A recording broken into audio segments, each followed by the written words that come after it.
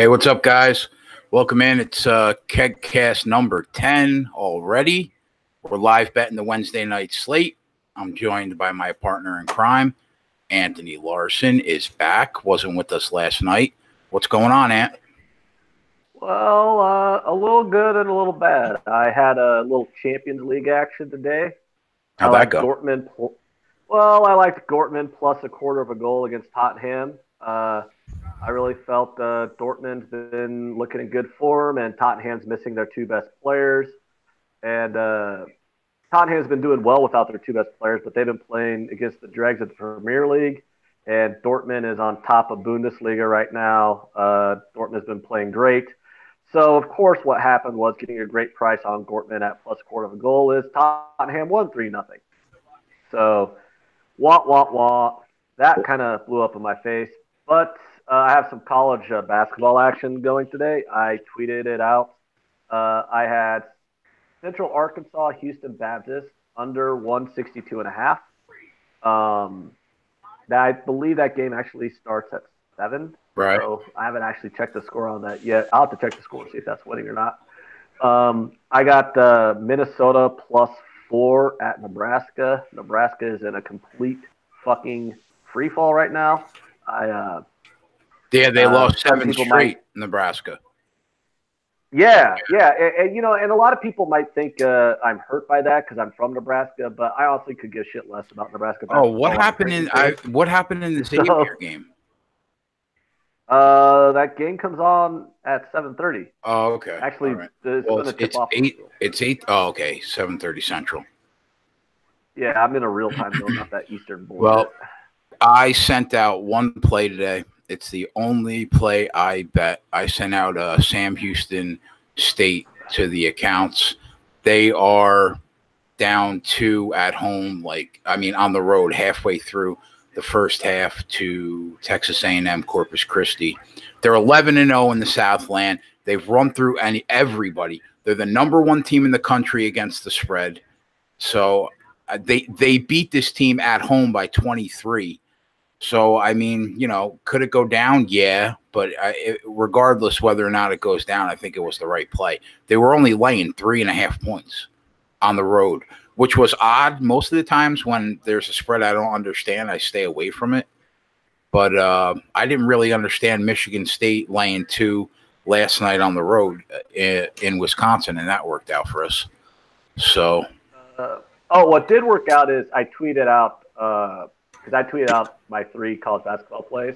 One already is a winner. Iona, Siena. I tweeted out Siena first half -1.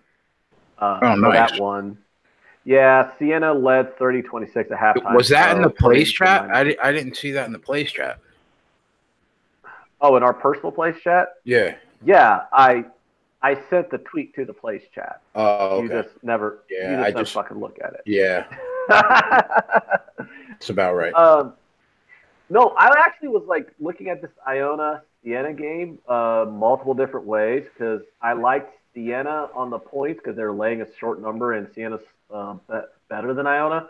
But I also like the under too. But I decided to lay off the under and just go with Siena first half -1. And I wish I would have bet the under now also because the first half under also sailed through a win as well. But hopefully Central Arkansas and Houston Baptist can not put up 162.5 points. So because that is what we got. Did that. We got the early game on ESPN is the Timberwolves hosting the Rockets. They're up 5. We got the Nets down 6 in Cleveland right now, 77-71. Celtics up 5, hosting the Pistons. The Bulls up 4, 36-32 over the Grizzlies. Pacers down 1 to Milwaukee on the road, 62-61. Which is they're 2 of the best teams in the Eastern Conference going at it tonight. And that's it. 76ers up 10 against the worst team in basketball, the Knicks. College, we got Villanova. Not the worst team. Yeah, they're the worst team. They may have the worst record in the league. Even if they don't, they're the worst team in the league. I mean, come on. Are they worse than Phoenix or Cleveland? I'll tell you right now. Why am I Nova having a, is up like 14 right now. I thought 11 was a couple too many points. Yeah, Uh, I mentioned that too. I actually mentioned that in our plays chat that I thought Nova was laying too many points at this game, and I kind of leaned towards Providence. yeah, me too. But now I'm kind of glad. About 10 minutes ago, I was pissed off I didn't bet it because Providence was up two.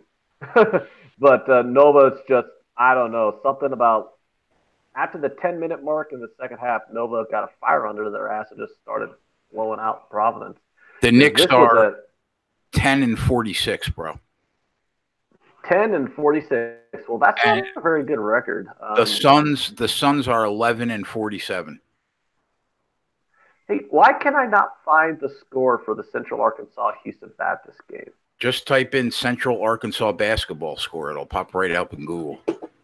Yeah, well, I don't want to have to Google it. I just want to find it on my. Well, go to your. Oh, there it is.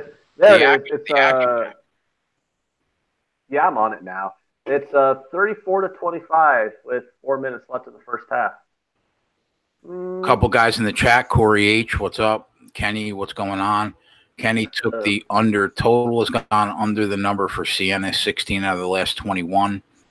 9 out of the past 10. 8 of their last 9 home games. That makes sense. Yeah, I was looking at that under. I was definitely looking at that under. I didn't bet it because I opted to go with just Siena -1, and I didn't want to bet the game twice.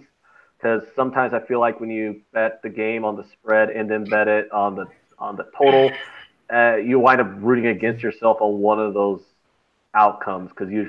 So I just kind of went with Siena on the Corey got but that under is a really good price. Corey got Villanova really money line at -130 when they were down 2. I thought I saw Edge in our keg chat did the same thing. He did. Yeah, Edge. See what happens when Chris got him -1.5.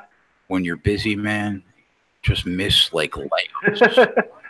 Yeah, they got Chris told me he got Nova -1.5 when I think that was when Providence took a 2-point lead, and that's looking like a pretty fucking awesome play right there because Nova's up by 14. I almost sent out Central Florida was laying 7.5 to South Florida today.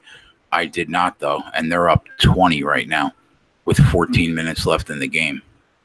I like the over in the Auburn Mississippi game. It was 151.5. I thought that game would go over.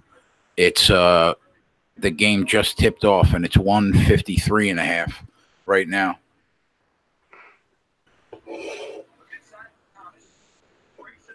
Let's see what. Yeah, if you want to know why the unders are hitting for Siena, I actually the reason I wrote this down when I was capping the game. It's like they're 25th in pace, and they're 329th in defensive efficiency. So they're getting bloated totals because you're like, well, they have high pace and they got terrible defensive efficiency. But at the same time, their offensive efficiency is like 145. So they're not very good good on offense. Ryan Gosling checking in. So I think they just that's what I'm saying is I think they just get bloated totals. You know, the total in this game was 136 or something like that. Yeah. Which I thought was way too high because Iona is worse than Division I on pace, and Iona is also 268th in offensive efficiency. So it's pretty crazy to bet over one in the mid 130s when one of the teams is that bad on offense. So those are some of the notes I had for the game. The reason why I just kind of went with Iona on the or Siena on the points instead of just the under was because I just like Siena on the points a little bit better because it did kind of look like a pace war. But yeah, that under was definitely the play too. So if they got that under, congratulations. I think Ryan winners there. Ryan says, "What's up, guys? Big fan on Twitter. First time catching the KegCast. Let's make some money." Corey's on Nebraska tonight. That takes balls, Corey. They dropped 7 in a row. Corey, what? 7 in a row. In comes light that money on fire. In comes a stout Minnesota team too. Minnesota's not a bad team. Corey and I are head to head. I took Minnesota +4, and I live in Nebraska. Nebraska, they lost their best player, the Copeland, right? Didn't they lose Copeland? He went down with an injury. Yeah, but they lost somebody. So.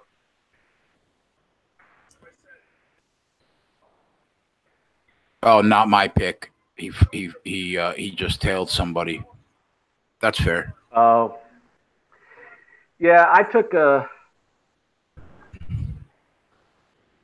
Oh, I thought Ryan Gosling, the actor, was in our chat.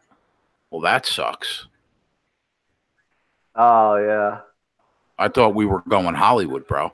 I thought we were making waves. Does he look like the real Ryan Gosling? Twatty's on Nebraska. Come on, Twatty, man. Twatty, are you teasing college basketball? You're better than that, bro. What? Twatty's teasing college basketball right now. Oh, god damn it, Twatty. I love you, Twatty, but I love Twatty. I'm big. I'm a Twatty guy. I'm a big Twatty guy. Yeah. I want to have Twatty on our KegCast to talk baseball, during baseball season. But god damn it, Twatty, what are you doing? He said, yup, all day. He said, fuck you guys. I tease college basketball all day, and I don't apologize for it. I don't apologize for it either.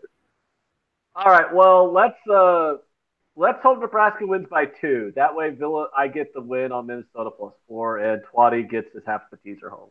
My 10-year-old daughter just sent me a text that says, "Will you be my Valentine?" See, man, that's why you have kids. I thought your 10-year-old daughter sent you a text to say, "Jesus, Dad, even I know not to tease basketball." No, I love my little kid. Twatty teasing basketball, huh?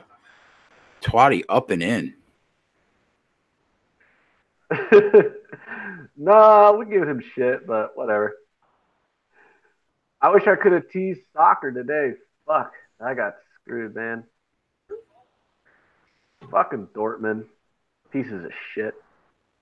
I basically, after today, I just got to light my Dortmund future on fire. I was hoping they could at least get past Tottenham so I can get a good sweat on that. As soon as you are ready to do a MLB preview for the season, we'll just hook up with Twatty and figure out a time when come on. Oh, Jay, by the way, do you see that link I sent you on those Pacoda projections? you crying about your little you crying them tears about how your Mets are just going to always be terrible, and one of the most respected win-loss projectors in the fucking planet has your team winning the division. Can we talk about the fact that you got mad at me when I didn't know what that was? That I didn't know what a baseball sabermetric was when I told you I despise the sport and I'm the worst baseball handicapper in the world. And it was a surprise to you that I didn't know the Pacoda projections.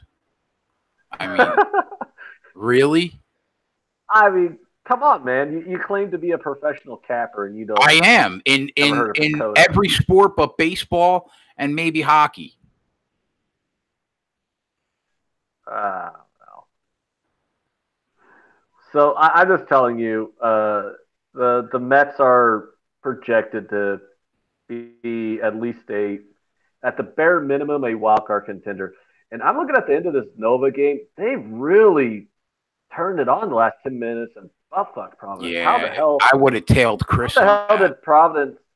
Yeah, how the hell did Providence go from being up 2 points with 10 minutes left to losing by almost 20? Oh, Creighton and Xavier tipped. I got to get that. Is that on television up here? It's on CBS again. I don't have that CBS. Oh, yeah, I got it.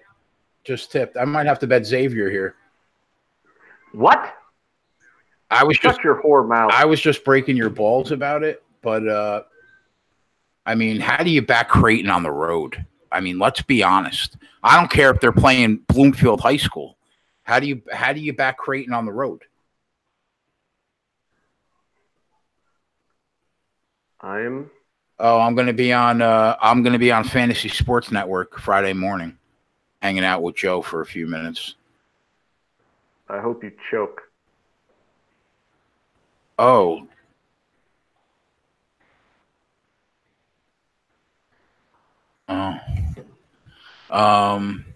So yeah, what do we got going? Virginia's up 27-24 right now on Georgia Tech. Ole Miss, Auburn just tipped off. The total's down to 140. I know somebody that's a tout that sent out that over as his pick of the day. And now the total's all the way been bet down? Yeah. Is what you're saying? It's live. Yeah, well, the game's live. Bro, 6 minutes gone by in the game. The score's 3-0.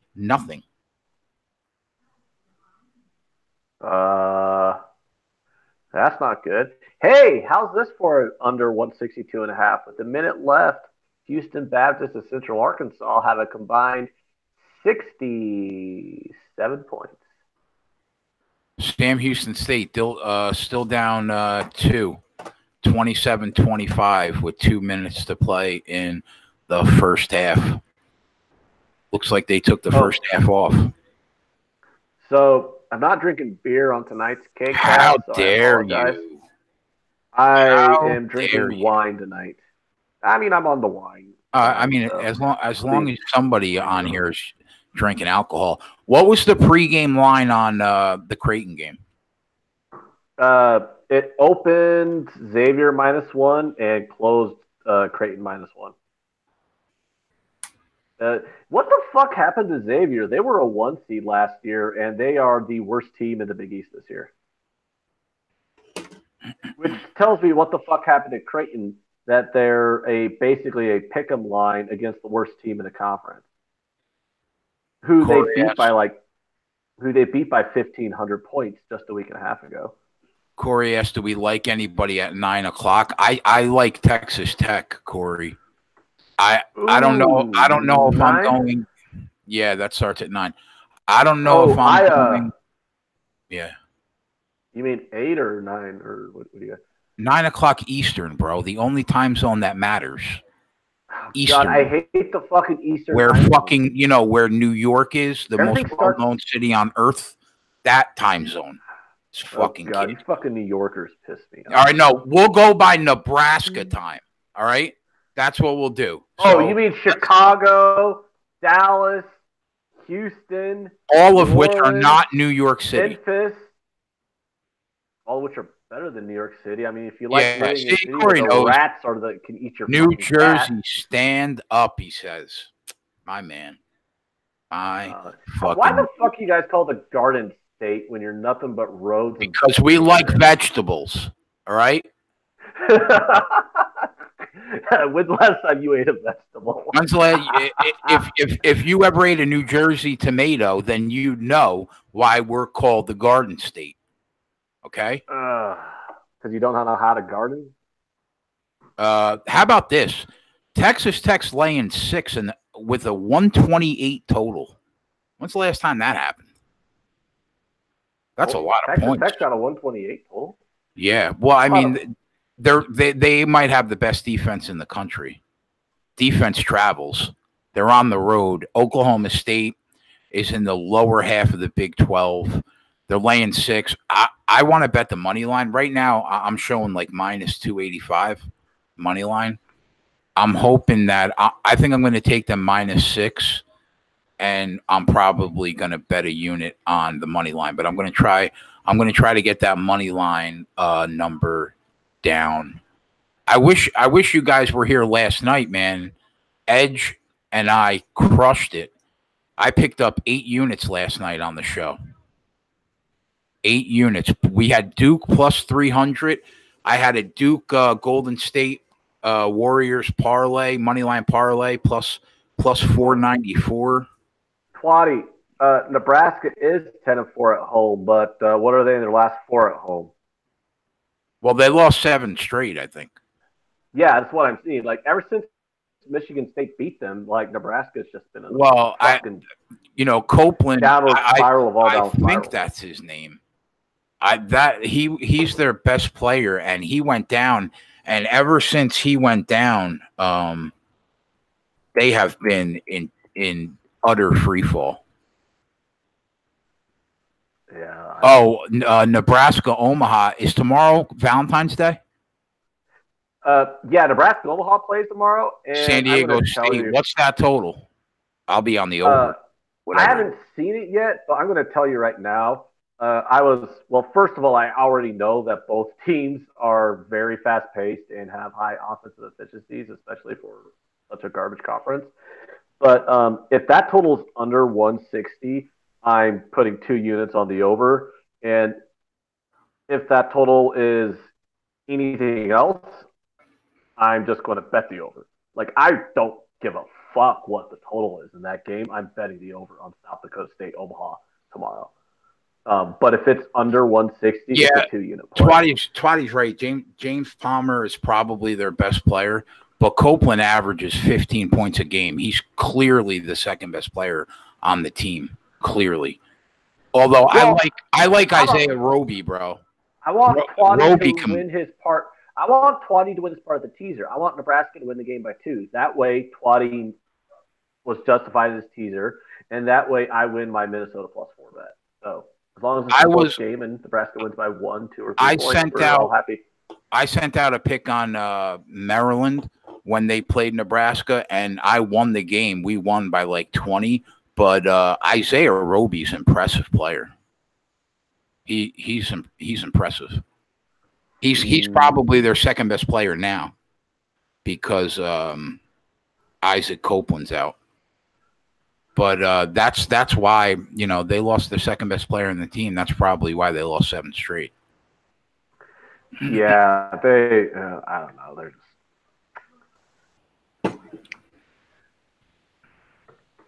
So I think I'm gonna back Texas Tech at 9:00. What's the line? Oh, the Nebraska game is 4.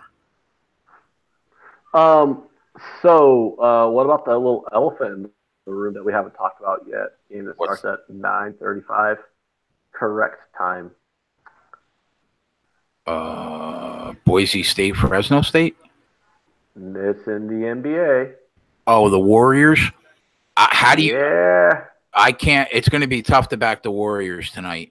The day before the All-Star break, and they're only laying 3 on the road. That's fishy, bro. Oh, I know it's so fishy, but you know how I just masturbate at night thinking about betting on the Warriors. I don't know. It's tough. It's tough to back the Warriors in that spot. I'll probably watch.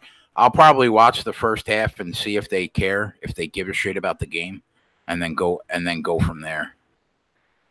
You know what, Jay? That's why I like you. That is a good. That's a good opinion there. I think. Yeah, we have to see. We have to see if they care. Yeah, you're right. You are right. Why the fuck is Xavier winning this game right now? Sam Houston State's down by 1.5 to a team they beat by 23, like a week and a half ago. You're still going to win your bet, so quit your bitching. Aren't they only laying 3.5? Yeah. Oh, you'll win that bet. Yeah, as long as they come out and care in the second half, I should. So Houston Baptist and Central Arkansas are 41-31, so that's 72 points. So let's not have a 92 point or how many points do I need for the let's not have a 90-point second half is what I'm saying.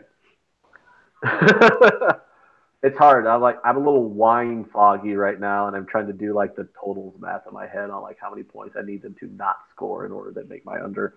And oh my God, look at this! Loyola Chicago and Bradley are at the half, and it's 22-26. And that, even though it was 122, I was really looking at that under.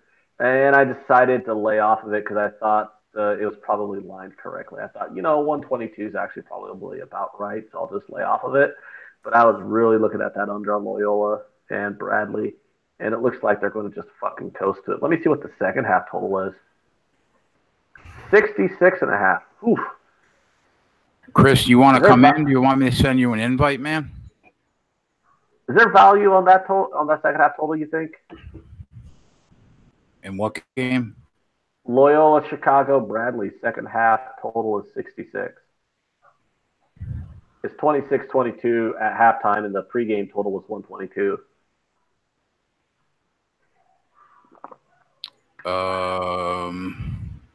I leaned under at the beginning of the game, so I don't know.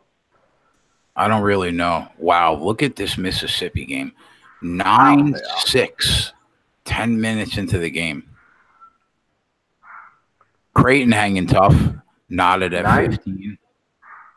9-6? Yeah. Wow, that's a... Total's 138.5 right now, live. What did it start at then? 150? 151.5 it was pregame. Oh, my God. Oh, my God. If you bet the over on that game, kill yourself. Wow. Yeah, I'm looking at it. Ole Miss Auburn 9-6. Oh, my God. What an abomination to basketball. How do they only have fucking 15 points halfway quarter through the game? Mississippi overs are generally a good bet. You and I know. Not tonight. We know a tout that was his play. But, yeah, not tonight, apparently. I kind of liked it, though. I kind of like tout that was their play? Yeah, over 151.5, which I kind of liked. Personally. You're the only tout I know, personally. Not personally. Okay. Was it from Doc Sports? No. Oh, okay. All right. So, you got an opinion on the Northridge UC Davis game?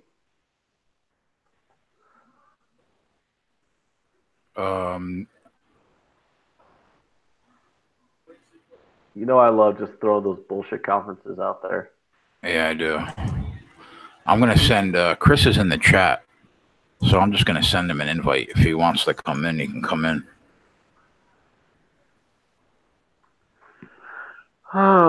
Sam Houston State's only down by 1, so I think they could. What's the halftime line on this game? Yeah, you should check that. I don't have it live. Oh, I don't have a halftime line for it. I guess the Southland Conference is such a bullshit conference, they won't give me halftime lines. Well, fuck you. What's up, Steve? Website. Steve in the chat. Hi, Steve. Oh, wow. Seton Hall's taking it to Georgetown early. Ooh, yep.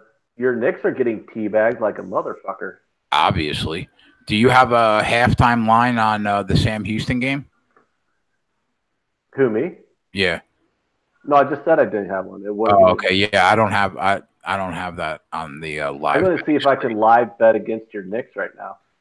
Okay, they are down by 17, and I can take the Sixers at 17.5. Should I do that just for shits and giggles?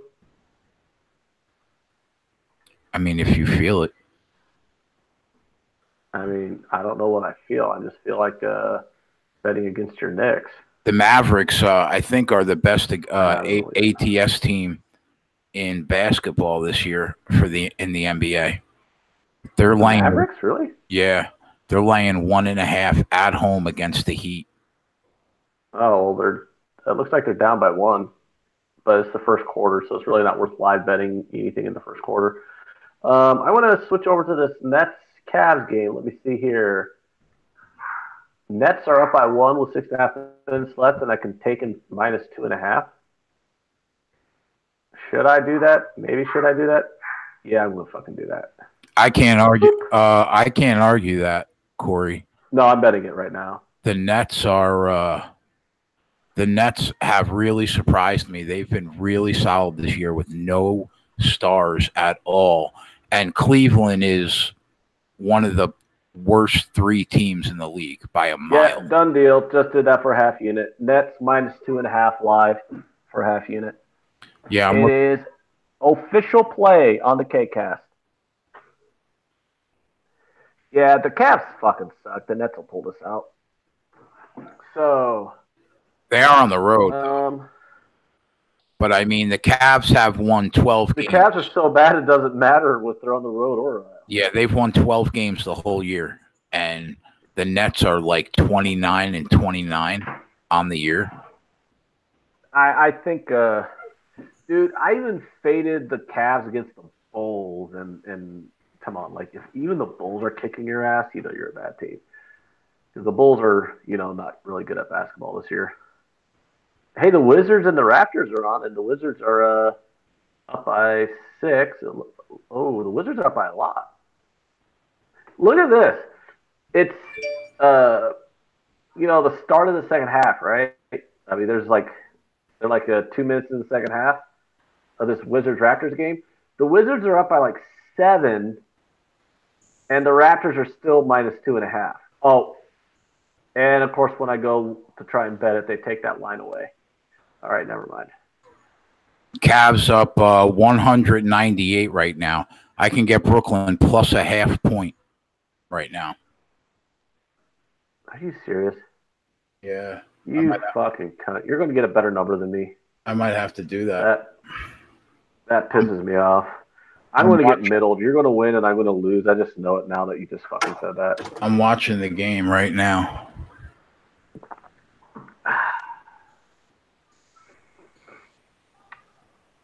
All right, we got Kings Nuggets coming up. That line is 7.5 for the Nuggets. The Nuggets are so good, man. They've been so impressive this year. Yeah, why? I don't know. Well, the Sacramento Kings aren't they a playoff team right now?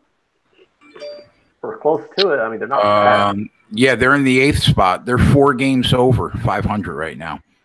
The Nuggets are 38-13, 20 games over. They're the 2 seed. Wow, look at the total in this game, 232.5.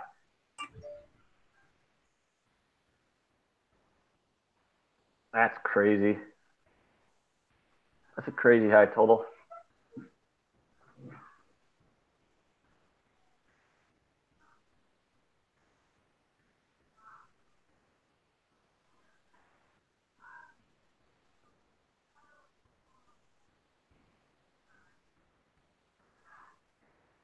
Oh, hi, Steve. I just now saw him. I just now looking at the chat.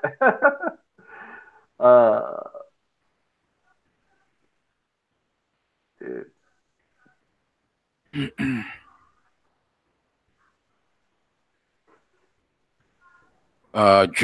Joe Ranieri is on the morning. He still has his morning show, and now he's going to be on the show after that too, Gabe's show, as a co-host. Joe is killing it, man. Gabe Morency? Yeah. Oh, wow. Edge took the Nets -1.5. Did everybody get the Nets better than me? I fucking told everyone, hey, guys, the Nets are a good bet live, and I get them at 2.5, and then all of a sudden everyone waits a minute and a half after I fucking shout out the Nets to get the Nets at like fucking -1.5. So now I know the Nets are going to win this game by 2, and I'm going to basically giving everyone money by telling them to get on the Nets live, and I'm going to get fucked by getting them at -2.5. Everyone's going to be awesome because they got them at -1.5, and they get the Nets are going to win by 2. That's what's going to happen. I saw them at plus a half, but now they're -1.5. But I have the game on. I just know I'm going to get fucked on this. I didn't bet it, though. I didn't bet it. I'm going to wait a couple minutes and see what happens. It's still 198, too. Man, I just know I'm going to get fucked. And everyone's always out to fuck Anthony. That's how it is. Damn it. Yeah, everybody hates you, bro. I mean, I'm a hateable guy, I guess. You are definitely a hateable guy. And I heard that you are sassy as fuck. I heard that, too. Who told you I was sassy? You know, the people that will remain nameless. Oh, yeah. Yeah, they don't like sassy, but they'll go ahead on 2-hour-long rants against supposedly their best friend on fucking Periscope. Cavs hit the 3, 103.98. Brooklyn, since you bet that game, they may not score another point. Oh, shut your whore mouth. They're down 5. Shut your whore mouth. Look at you, just giving out complete dog shit. Well, I tweeted Nebraska game tipped off. Watch fucking. Oh God, why is Creighton losing to these fucking jokers? Fuck the X-Men. Fuck Xavier. I hate Xavier. Yeah, so I'm on. I took Texas Tech money line for anybody that cares. I think they get it done in Oklahoma State. I think that defense will be too strong for an Oklahoma State team that is really not that impressive at all. Texas Tech money line. What's that? Minus 270. Oh, I have it at minus 300. Yeah, I'm dealing with the New Jersey people.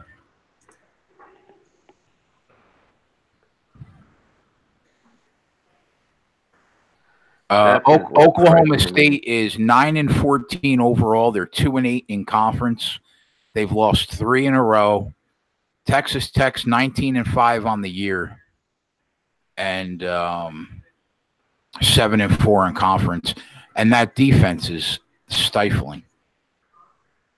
I said it last night on the show. Kansas State's probably the best team in the Big 12 right now.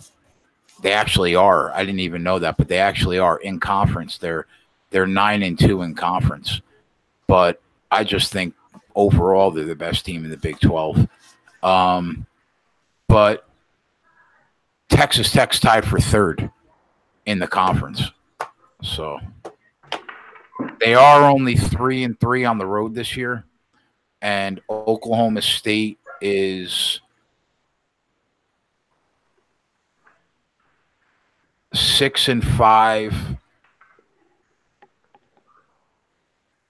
6-5 at home is what I'm saying. Oh, Steve said he's all over Texas Tech. He agrees. Why don't you just play the 6.5 then? Because Oklahoma State does suck. Well, I'm gonna see maybe get a better line in game. I doubt the money line's gonna get any better than that though.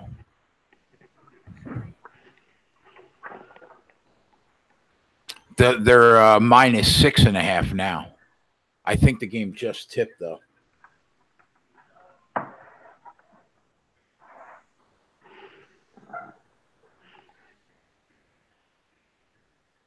Is this game not on television?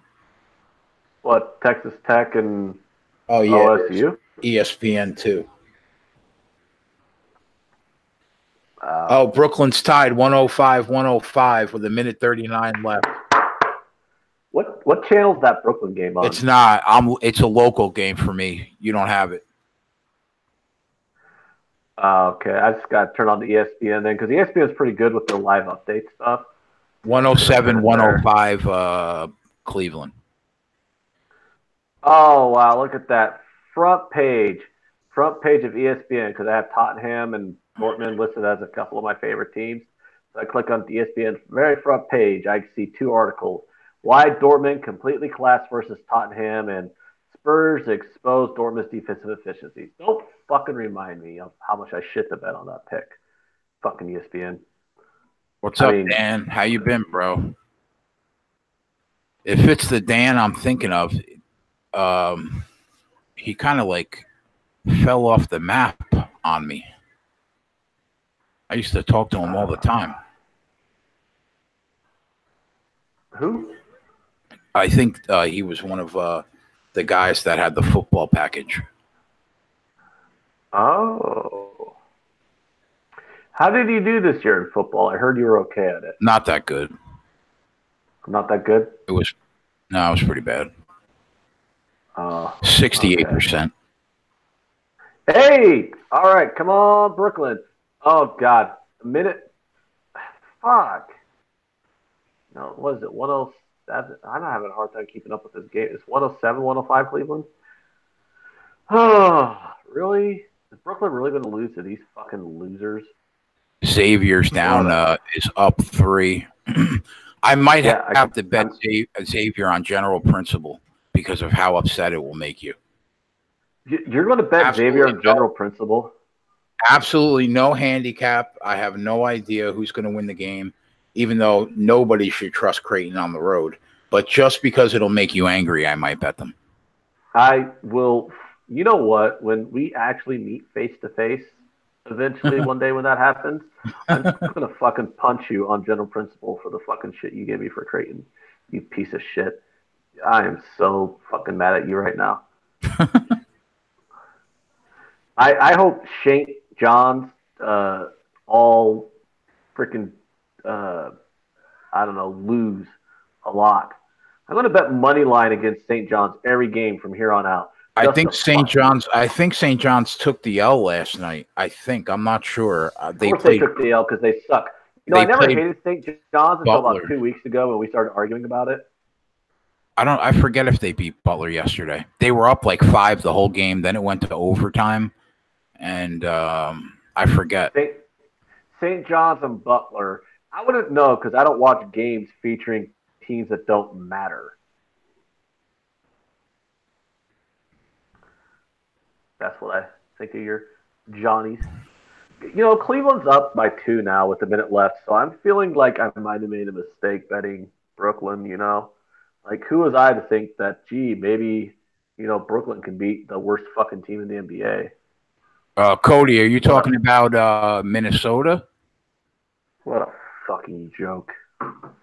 Fuck me running. Just fuck me running right now. Oh, the Minnesota Nebraska. We have like so many. We have guys that are on Nebraska. I think somebody's on Minnesota. We're on like people are on like opposite sides all over the place in this game. I'm on Minnesota, and everyone else took Nebraska because they don't believe that Nebraska is in a downward spiral of all hell. I mean, it's hard to back Nebraska off 7 straight losses.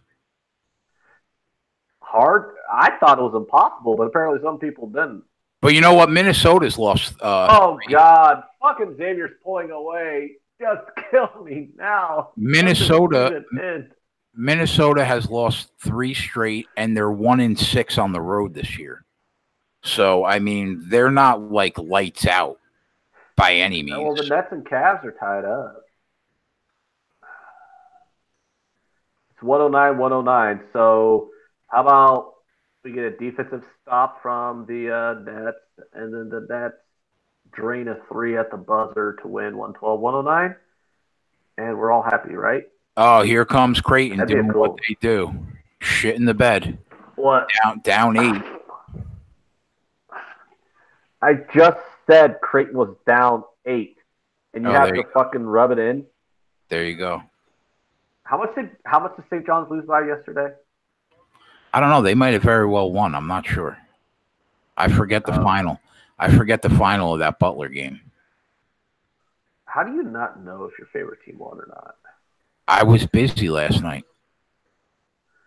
I was doing the show. There were like 1,000 scores in my head all night long. Yeah, you know what's pissing me off right now? The Xavier Creighton game. I'm gonna cry.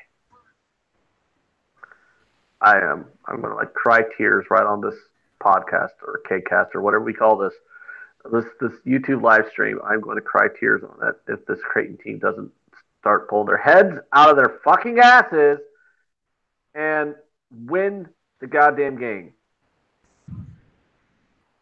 I will take an L on every game I bet today if Creighton can just win. Please, please, please. They're going to overtime. God, they are? Yeah. Yep. Oh, good. Because I was pretty sure I wasn't going to cover that 2.5 unless I got a 3 at the buzzer. So we can cover the 3 now in overtime. Let's go, Nets. Let's shut them out in OT, baby. Woo, woo. Come on, Brooklyn. Hey, didn't Jay-Z used to own them or something? He does own a part of them. Doesn't some like Russian billionaire own like the rest of them or something? I think Oh, so. Levert missed a three at the end. Fuck Levert. That would have won us all the money. That piece of shit. Man, Corey with the play-by-play here. He's the man. Okay, so full disclosure, I might be a little drunk. So just warning everybody, if I just start throwing out some crazy live plays at any given moment, it might be the wine talking, it might be awesome handicapping talking. Like who really knows? Thoughts on Cal State and Northridge, Oh, UC Davis? They both suck, man. UC Davis has won, I think, 3 in a row, though. I think so, but they won 3 in a row, and I think they're still like 8-14 overall. So they were like dude, 5. if they both suck, that's true. But just pull up KenPom and look at their efficiency ratings, and give you an idea if there's any edge or not. Probably not though, because most of the bookers use KenPom anyway, so it's not really like you get that much of an edge using KenPom, but it kind of gives you an idea of where the team should be. I personally have no interest in the game at all.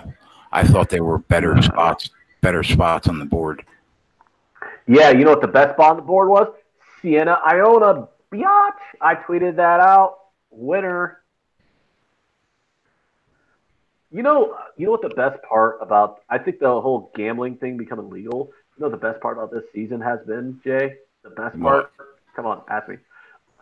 Conferences like the SWAC and the MAC and the MEAC and the Buttfucker and the Who Gives a Shit Act, all those conferences are lined now all year long, and the lines in those games are soft as fucking tissue paper, dude.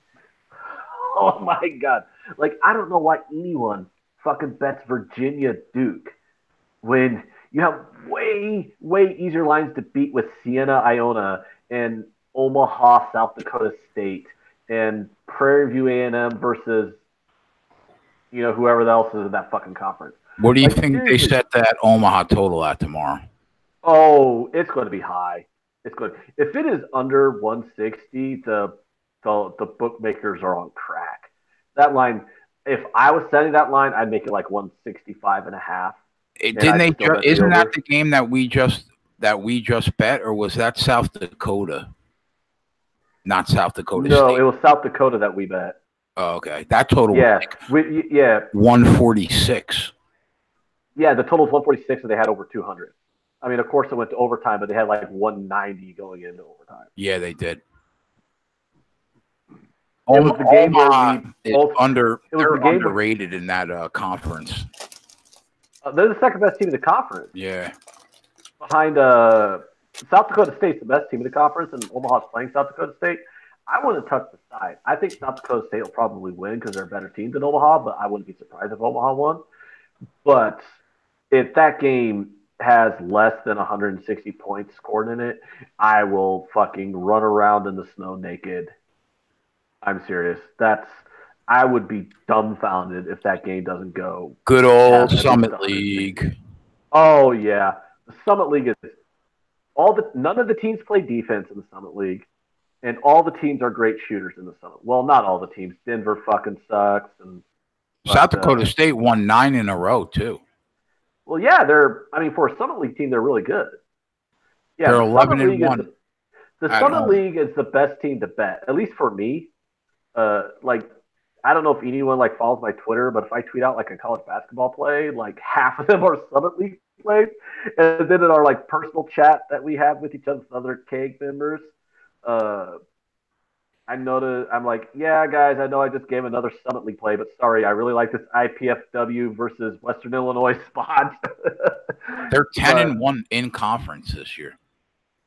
Well, yeah, they're the best team in conference. How many times do I got to tell you that, Jason? Yeah, I know. But you know what? Omaha's 8-2. They're not bad. Yeah, they're the second best team in the conference. How many times do I have to tell you that, Jason? Shut up. So, just in case anyone's wondering what I'm drinking Barefoot Wine, Sweet Red Blend.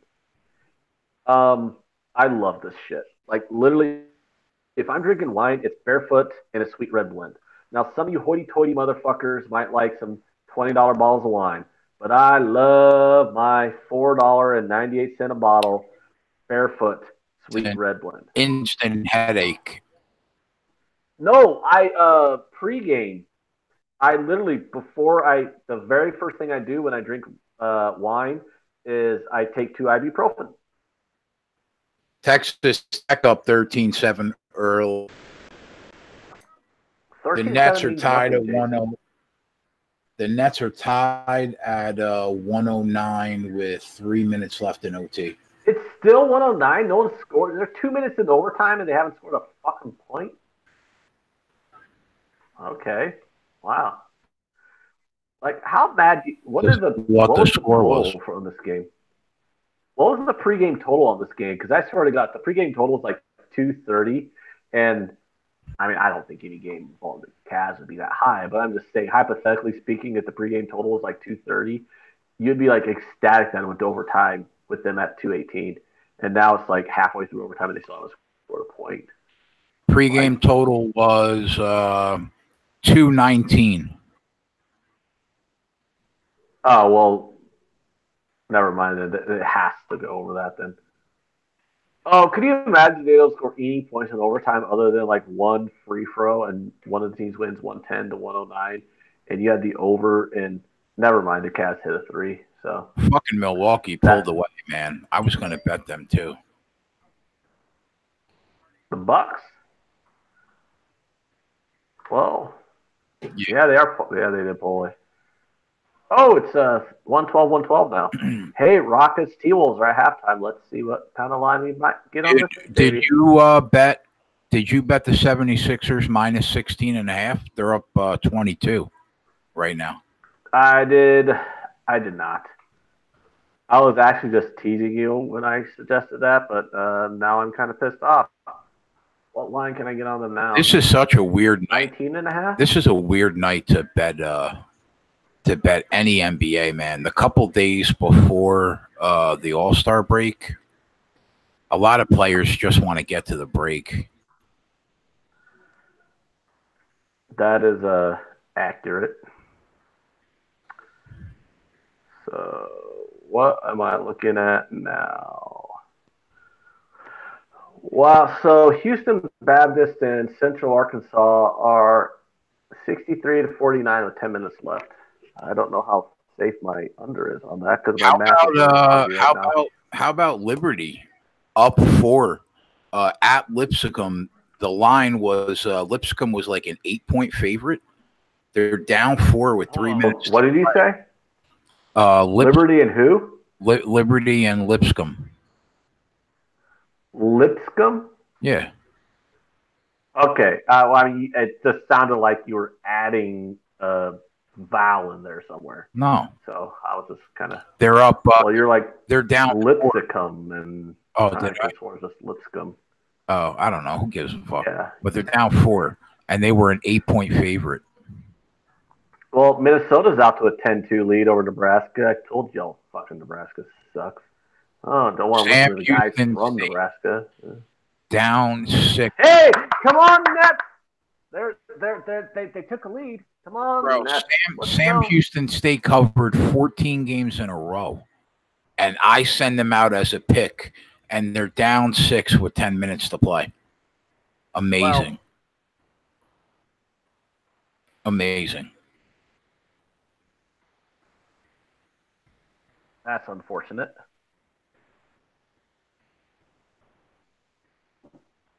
I already regret taking Nebraska. Who said that?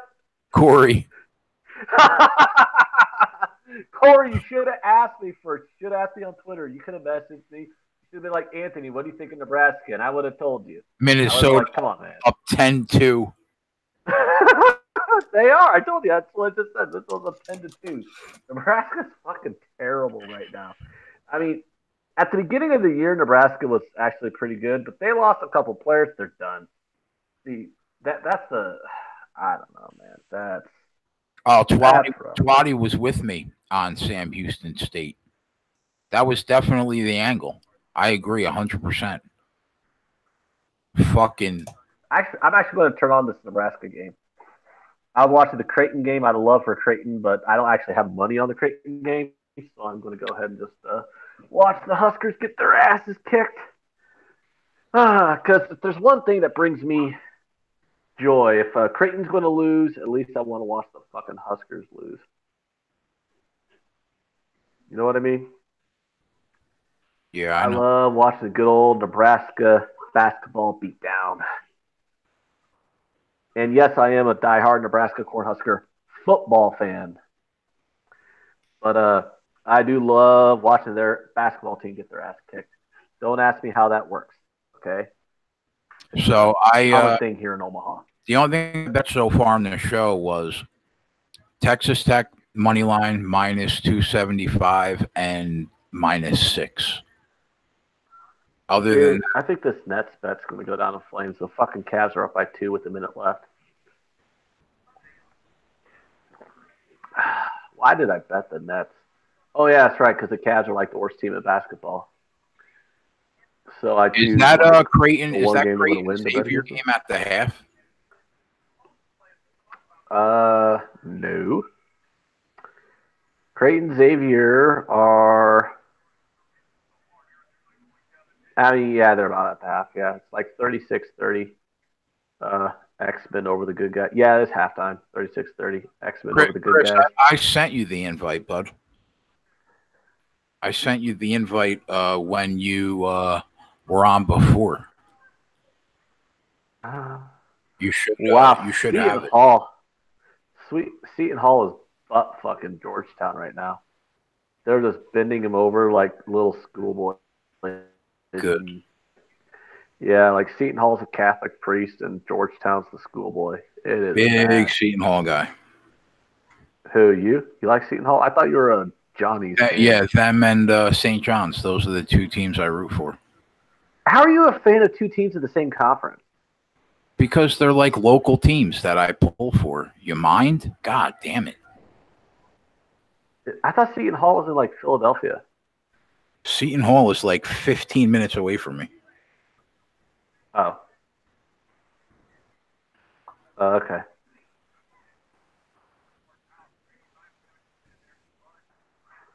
How the hell is a team from Omaha, Nebraska in the same conference as two teams right around New York City? I can't answer that. I don't get that either. I don't really get it. I'm like, they're tied with a minute to go. It geographically made sense when Creighton was in the Missouri Valley, but when they moved to the Big East, I was like happy. I'm like, oh, okay, good. They moved to the Big East. It's a better conference, you know? And, you know, the Big East realigned to get all those folks so they could just concentrate on basketball. So I'm like, all right. But then I thought to myself, like, how's a team from Omaha, Nebraska in the same conference as a team out of Washington, D.C., a team from Philadelphia, a couple teams from New York? It just seemed weird. They're like, Omaha isn't very eastward. You know, we're not even in the Eastern time zone. All these Pac-12 games tonight are going to suck except Arizona State, Colorado. That should be a solid game to watch. But USC, Stanford, I have no interest in USC, Stanford, no interest in UCLA, Cal. But I do think that Arizona State, Colorado game will be good. Yeah, what's up? Can I get excited over the fact that it looks like Houston Baptist and Central Arkansas haven't scored in like a minute and a half? So come on, under 162, baby. Woo! They're at 63-51 still. So according to my calculations, that's 114 points. So, Sam Houston State's 19-3 against the spread this year, and they're down. And they're down 8 with 7 to play. Wow, it looks like you should have just taken my college basketball picks then. Seriously, I know. Why are you not like taking them more? Like I have a pretty good college basketball record this year. I'm not going to send out your play and take credit for it. I'm not telling you to send it. I'm not telling you to send it. I would have. I do. I tail your college basketball plays. I didn't even look though into the plays chat today at all. Oh, okay. Apparently not, because that Siena winner. I forgot to bet your Champions League too. Good, that lost. Well, yeah, Yeah. that's good. I had Dortmund plus half a goal, and they lost 3-0. I don't know how that happened, but it happened. Now, how do you not come right back with Sam Houston State, like, next game? They covered 14 games in a row. Oh, they covered 14 games in a row. They lost again. We're down on the wire with this Nets Cavs game here. Oh, what's playing up? 1.5. All right, What's overtime? up, bro? What did you take them on, Chris? Hey, minus Chris, what did you take? Game. Why did everyone get it minus 1.5 and I got it minus 2.5? I feel like I got fucked. I sent it out. I'm like, hey guys, I really like Cavs minus 2.5 here. I really like Nets minus 2.5 here. And then like a minute later, everyone was like, yeah, I took the Nets too at minus 1.5. I'm like, yeah, really? either side's it's tough to handicap this game, but fucking. I don't think it was that tough. Cavs suck. Bet the Nets. They both suck. Kind of what I'm thinking. Yeah, Cavs are worse than Nets, that's for sure. No doubt about that. Holy shit! Look at this. The Raptors are up by 10 after the third quarter, and they were down by like 8 earlier in the quarter, and now they're up by 10 at the end of the quarter. I'm glad I wasn't tempted to take the Wizards at that number. You could have gotten the Wizards at plus 2.5 when they were up by 9. Texas Tech is going to curb stomp this game, bro. They're up 28-12. Did you bet that? That is a significant margin. Did I bet it? How do you not tail that play? You were laying 2. I would have had to lay 300 on a money. No, I bet him. I bet him minus 6 too. I bet him minus 6 too. You told me you took the money line, and then I took them minus 6 as soon as the game started. Let's live bet that, Jason. Texas Tech. I was late to the party on that one, so. You're right. 14.5 now. Body said you can't come back against Texas Tech. Their defense is absurd. They're suffocating. I completely agree. Yeah, you're probably right.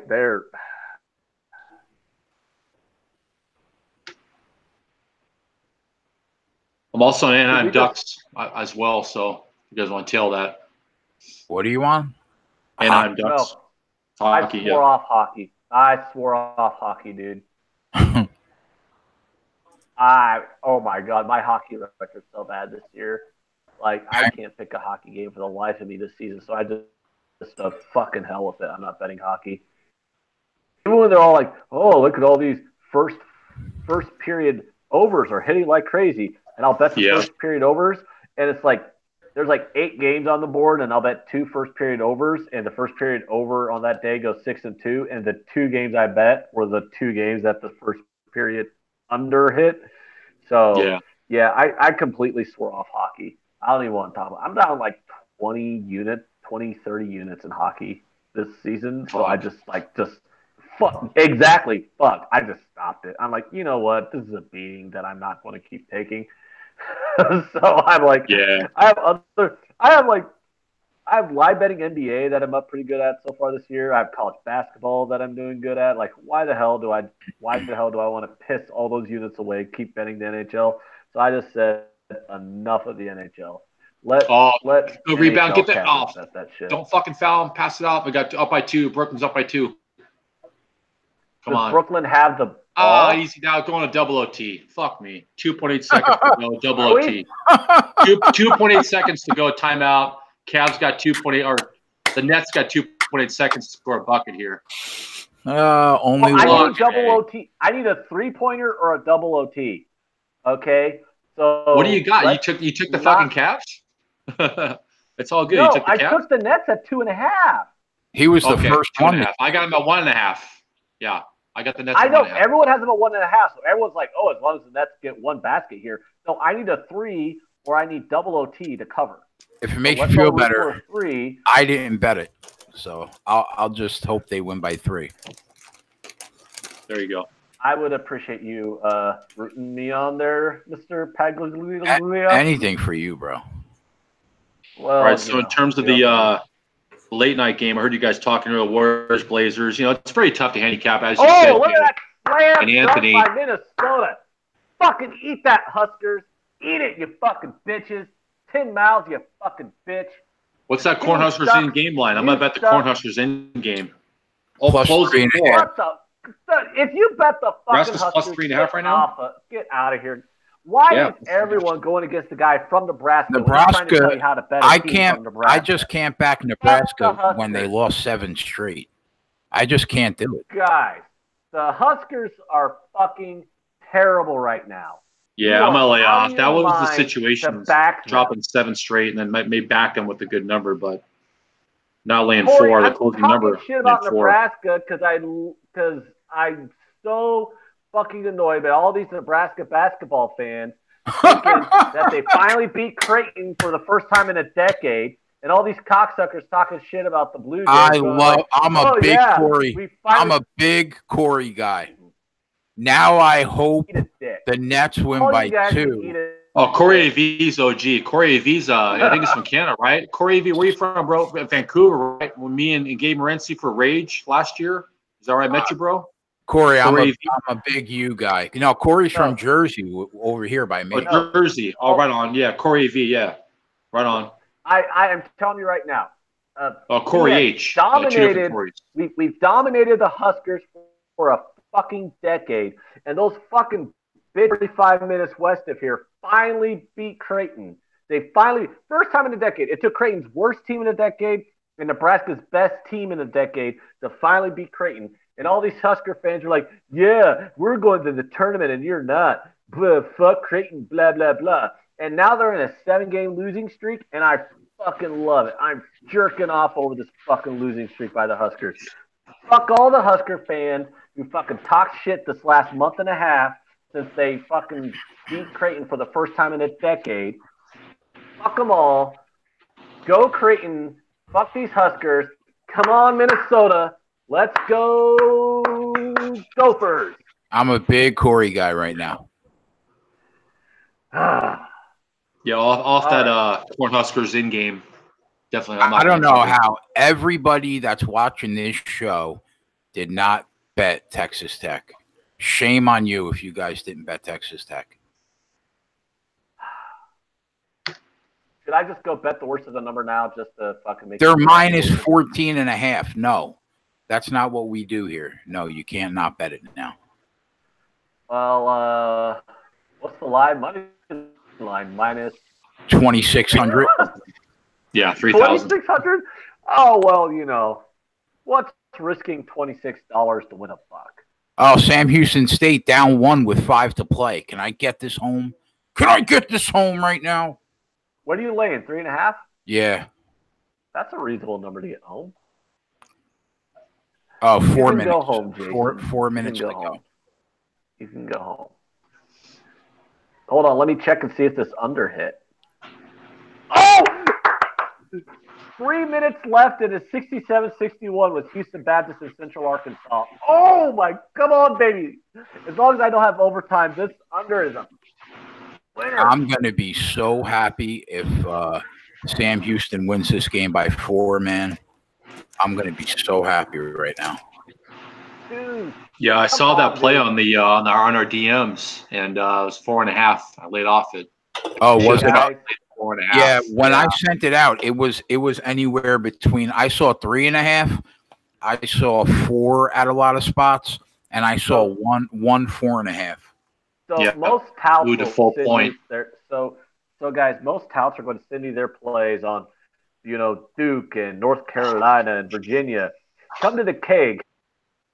We tweet out plays on Houston Baptist, Central Arkansas, Siena, Iona, and Sam Houston State. That's right. No, last night, and Jay, you didn't tweet this out. Gold. Right on, yeah. Jay, last night, bro, I took the team total Warriors over 61. Did and you also win? The Warriors twice. All 3 of them won all 3. He didn't put it in our DMs. So we really went 7-1 for the most part. So. No, we went 7-2 because you had Michigan with me. Yeah. Do we count that twice? No, I guess that only counts. No, I count. I bet it twice in game the Warriors money line, but the over team total over second half counts. Plus, as well. you know what else I didn't add? I didn't add. You had Duke plus 4.5 plus 8.5 too. Hey, yes. So we really made like 11. Oh, you guys bet Duke? Oh, you made out like bandits if you like. Yeah, we had the money line plus and 3. we're sitting here laughing like they're not going to fucking win. That was the largest comeback since 1952, I believe, right? Crazy. Weren't they down by like 25? Down by 23. Yep. 23. You lied bet their money line when they're down by 23. No, when they were down 23, they were like plus 1,600. But then all of a sudden they cut it to like 8 with like 8 minutes to go, and I was like, you know what, man, fuck it, plus 300. They're gonna come back and win this game. And sure enough, oh, that was a nice $300, wasn't it? Yeah, it was. Plus, I had the Cavs are giving the Nets this game right now. I had a plus $500 parlay with the Warriors plus. The Warriors were like minus 500, and Duke was plus 300. They were like a plus 500 parlay. Hit that too. Yeah, that was dank. That was awesome. I remember when you shouted that out. That's a good parlay there. Corey had 800 on Duke money line. Wow, that's huge, man. Nice.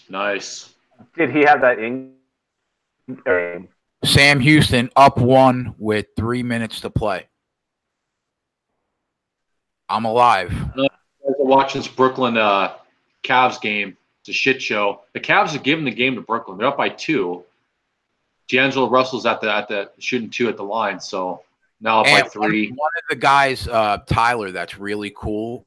He's on the basketball account. He was on the football account. He was watching the show in the car. He couldn't comment. He heard us talking about it. He took Duke plus 1,200. Yeah, last night. Yeah. Who was that? 1,200. Yeah. Nice. Swear to God, he did. Yeah. Yeah. Oh, that feels good to hear that. That's awesome. Isn't that awesome? Plus 1,200 from listening to you guys. Yeah. Last night. Ooh. Yep. Yeah, last night. Yeah, I would have been on last night, but I had to fucking go to bed. I know you were in the chat at the beginning of the night, but then you asked. Yeah, I had to be up because I had to be at work at 4 a.m. So I had to get up at 3, and I mean I'm not staying up till midnight chatting sports when I got to be at work get up for work at 3 a.m. That's that would be a rough day. But okay. 2 minutes left in this Houston Baptist Central Arkansas game. Make sure you buy that good wine, man. That good wine. You know what I mean? Don't drink the wine that's kind of like the what do they call it, $4 Chuck and shit. You know? It says fuck the Cavs go up by 3. Sweet Red. Oh, barefoot. I know that shit. Yeah, I've drank that. Yeah. He's drinking like a $5 bottle of wine right now. Yeah, it's like $5. You know it, motherfucker. And he's loving every in second. California, it's like $6.50, $7 for the same bottle. For barefoot wine is $7? Yeah, for the barefoot shit. Yeah, over here it's like $8 a bottle. It's $3.98 at Walmart. God. Yeah, that's a good deal. I bought it on a. Well, yeah, I got a good price from our distributor. Oh, now the Nets are shit in the bed. Coming back. Fuck you, Minnesota. Why are you letting the Huskers back in this? Oh, it's a 1-point game now. Minnesota turned it over, too. And Nebraska going for 3. Oh, Clank. Nebraska gets the rebound. Are you fucking shitting me? How the fuck Nebraska get back in this game? God damn it. Fucking Huskers. I fucking hate that fucking basketball team. All right, guys. I'm going to pout for a minute here. Fucking pissed. Some bullshit. And how the hell did the Nets fucking blow this lead to the Cavs? Oh, Texas Tech's up 16. Just saying. My life is emotional distress. Oh. What about that Sam Houston State in game? Tied up 6-6 apiece. Minute and a half to go in the second. Yeah, you know what? Sam Houston State. I hope it goes to overtime so I can cover this 3.5. I don't think I'm going to cover Nebraska's up 22-21. Are you fucking kidding me? What the hell, man? Here come the Corn Huskers.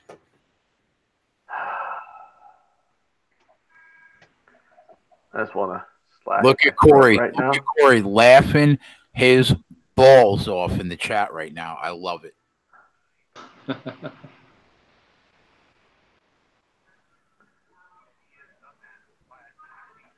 Honestly, I don't know why we don't have like 200 people watching this show at night right now. Where else? We're a hell of a lot more entertaining Overtime, than some people who. Where else are you going to go get this entertainment? Yep.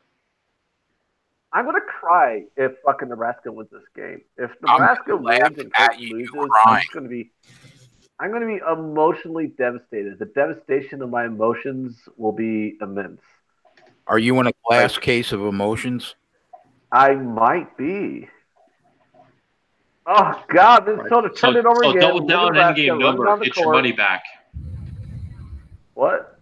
Double down in-game number, get your money back. Yeah. You know what hedging is for? The martingale method. You guys know what the martingale method is?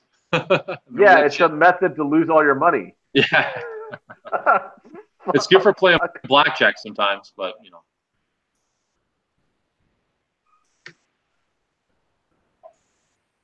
Twatty, I don't know why you're not on this show with us, bro. Why don't you just come on and hang out with us? Send them the invite. Oh, God. Minnesota's up. Oh, my God. Nebraska just buried a 3. Are you fucking shitting me up my fucking ass? Fuck me running. God, should have took the Cornhuskers -4. So far, it looks like they're going to. Shut up, Christopher. I don't want to hear your opinions about the Cornhuskers. Twatty, DM me your email. God damn it.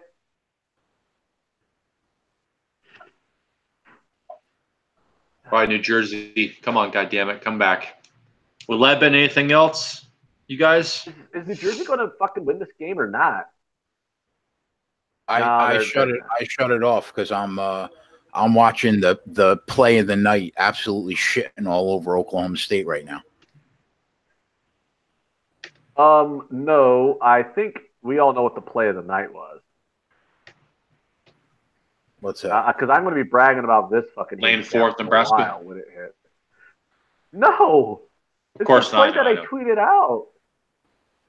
Oh wait, Siena game? If this game goes to overtime, it might.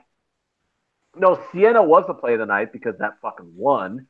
But I'm talking about this under that. I swear to God, if this game goes to overtime, because it's a 2-point game right now, but if Houston Baptist and Central Arkansas go to overtime, and in order to get the over in, I'm going to fucking throw myself off the Bob Carey bridge. Will you be sick? Yes, because it was a dead under, and the game has been a dead under all game, but it's close. It's like a 2-point game right now. So if the game goes to overtime, you can hit the over. And there's nothing worse. Literally, there's nothing worse than betting an under, and then the over hits in overtime. Oh, yeah. There was a game. That's a bitch. No, there was a college basketball game. Eric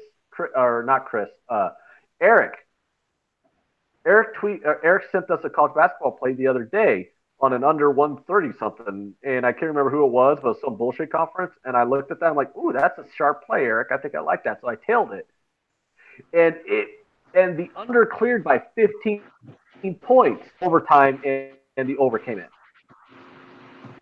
And I wanted to fucking shoot myself. I'm like, "Are you kidding me?" There's nothing worse than getting fucked on an under because of overtime. Yeah, that's why OT is one thing when you're betting an under. Obviously, OT is one thing you got to watch out for. Obviously, we know that. We are at 71-71 in Houston Baptist Central Arkansas. So we're at 142, and I have under 162.5. So I'm 20 points clear right now with 40 seconds left of the under. Points clear, but I can fucking lose this game if it goes to overtime. That would be a bad beat, man, if that goes to overtime. You think? Yeah. Well, the point is, though, it's like I'm so clear of the over. It could go to overtime, and I could still hit the under. But I don't want that. I need somebody to hit a fucking buzzer beater or something. I do not want overtime in this game. All right. Houston Baptist got a 3. 74-71. Okay. Come on. Let's get this home. I can't lie about that Sam Houston State line. Yeah, it's like stuck tied at 66 with a minute to go. You normally can't live bet those really little games. The Division 2. Yeah. What is Sam Houston State like? Division 2, right? Something like that. No, they're Division 1. They're in the Southland. Oh, okay. Did we both bet Southland Conference games today, Jay, but different teams? Because I think Houston Bats is in Southland. I think they are too, actually. Yeah. I wish I had a second bottle of wine. I would drink it right here on this KegCast. Just grab a beer, bitch. I don't have any beer. I went through a full bottle of wine on the couple nights ago on one of the shows. No, it felt pretty good because it was Valentine's Day, so we made. Well, it's like I can't do anything for Valentine's Day tomorrow because I'm work noon to 10. So I made steak and everything, and I bought a couple bottles of wine. But I bought me my sweet red because I love it, and I bought him that fucking red Moscato bullshit because he likes that. But I hate red Moscato because. I mean, any self-respecting person should hate red Moscato except my husband because he likes it, so whatever. But, yeah. So it's like, all right, we had dinner, and now I'm doing this KegCast and live betting sports. And now I'm almost out of wine, and now I wish I had beer. You can never run out of alcohol in your house. You always got to have something. Vodka, beer, wine, you know what I mean? Yeah, unfortunately, I think I about ran out of alcohol. So, whatever. Oh, Jay, this is what I was telling you about right 69 here. 69 up with 3 seconds to go. Please get to overtime, and let's win this game by 4. Jay, this is what I was telling you about. This is what you need to drink instead of Monster right here. Bang, baby. Bang, bang. This is the best energy check this out, ever. Jay. This is better. Right there. Drink this one, 300 milligrams of caffeine right there. Speed Stack Extreme, 0 sugar, 0 calories. See that right there? Yeah. One bottle of 300 milligrams of caffeine, bro. No sugar and shit, bro. I love these things, man. I buy them by the case. Bang has no calories and no sugar, and it's got lots of caffeine. I love Bang. I'm just saying. Yeah, that's good shit. No caffeine, no sugar, no calories. That's the good shit. I've never seen that Bang stuff over here before. But that Speed Stack, 300 milligrams of caffeine per bottle. Drink one of those things, you're flying. Buy stock and Bang, dude. You need to buy stock and Bang. They're gonna. 126, 125, 40 seconds to go here. Down by 1 in the Nets. Wow, this Sam Houston line closed at 5.5.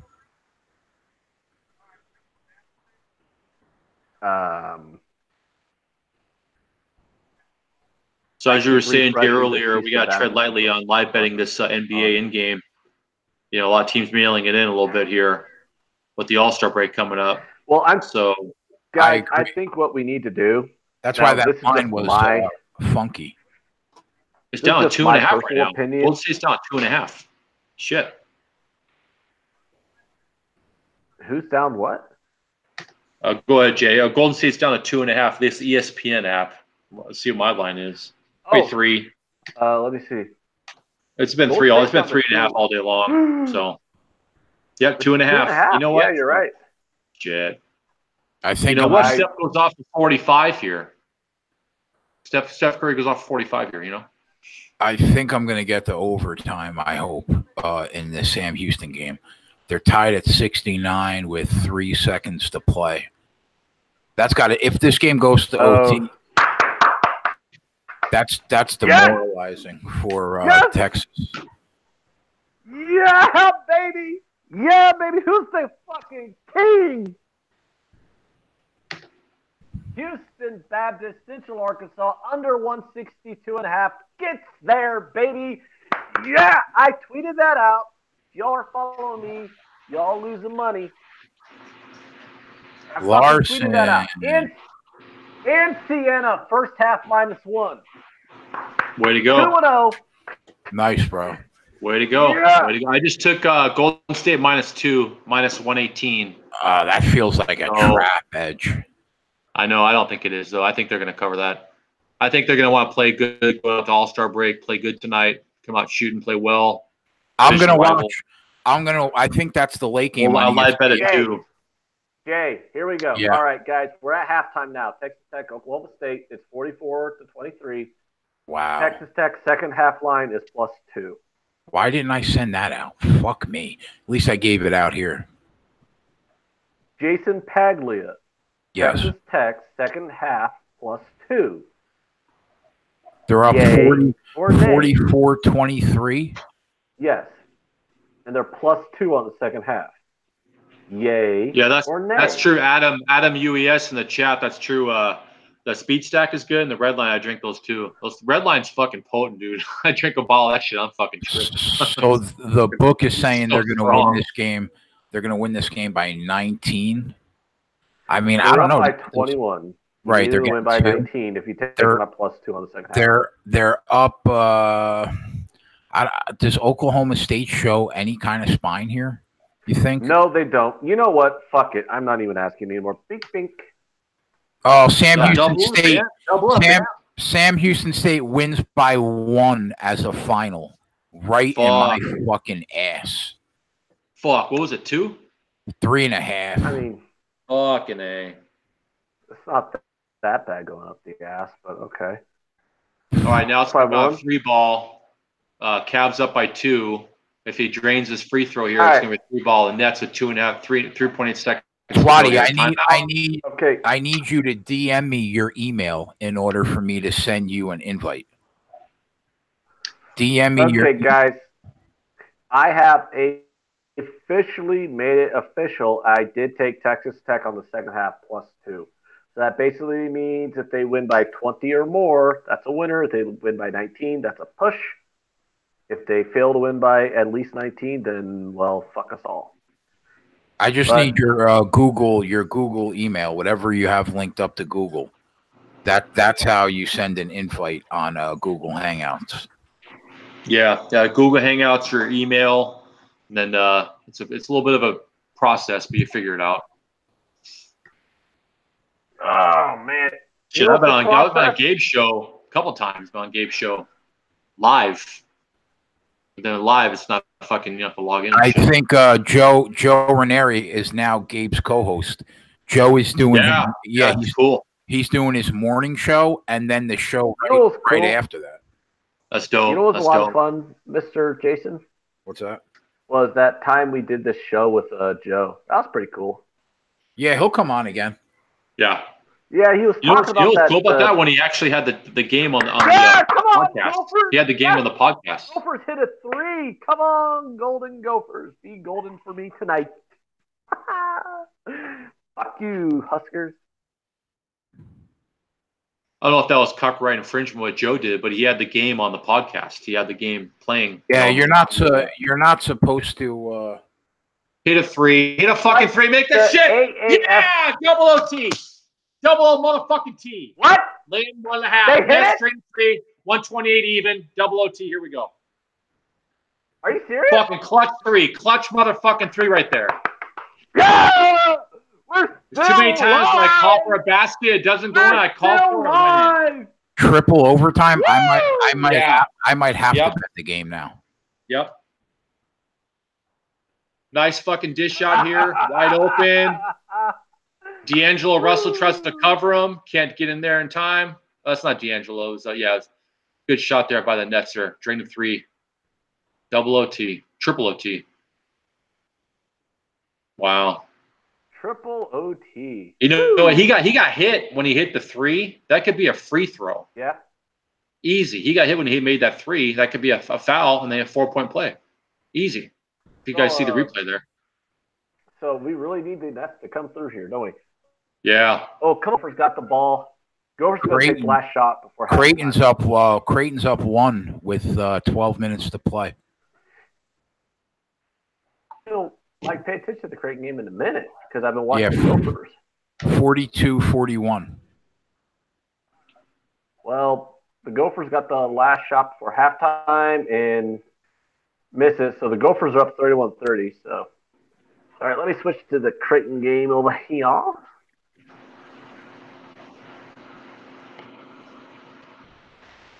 You look pretty cool. Right, so you guys are on Creighton? No, I didn't.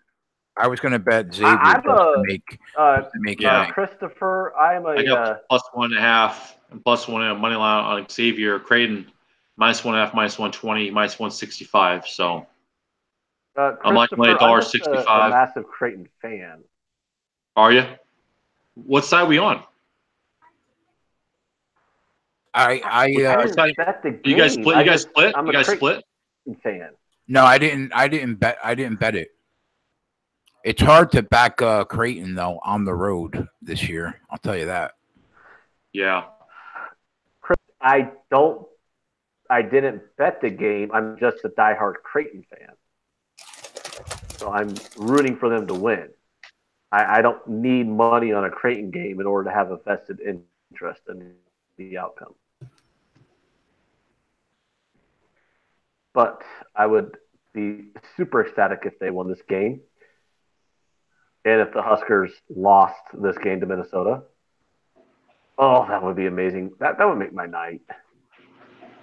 That'd be awesome. You know what else would be awesome? If the Nets just fucking bulldoze the fucking Cavaliers in the second overtime. So, are we just going to say fuck it and pound this Golden State line or what? Or I can't do it. Game? I have to watch some of the game first and see. Let's see the pace. What about see what's going the on. Clippers? I'm gonna take my Villanova money, the Villanova money earlier that I shot out on our DM. I'm gonna put that into Xavier. Is that what you're on, Jay? I'm putting some money on Xavier. God damn it, Christopher! Don't make me disown you as a friend. Are you on the other side? You're on Creighton? No, he's just a fan.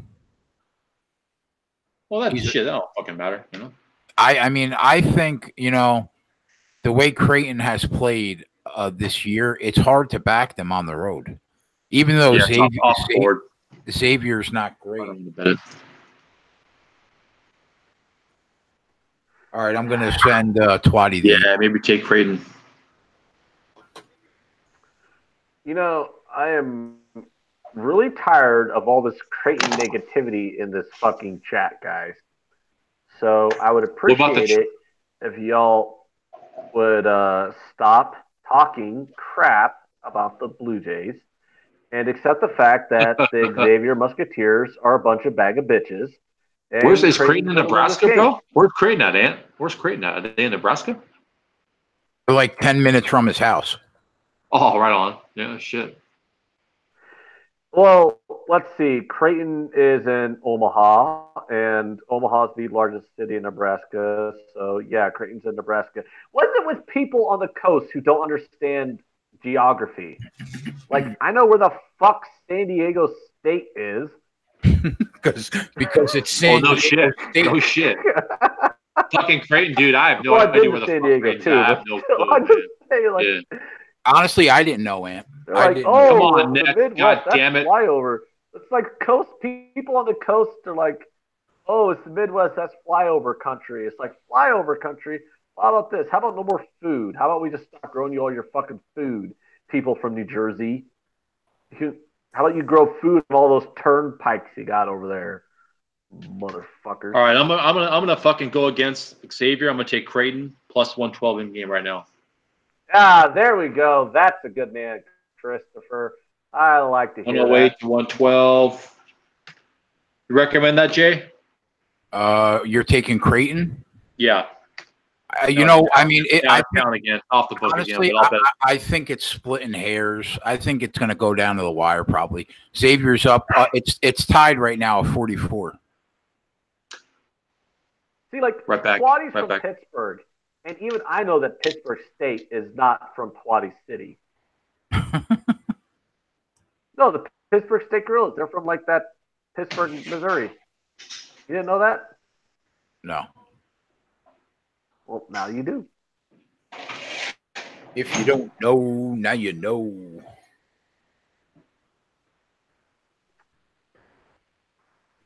I don't know. What other universities are in Pittsburgh besides Pittsburgh? I don't know. That's a good question.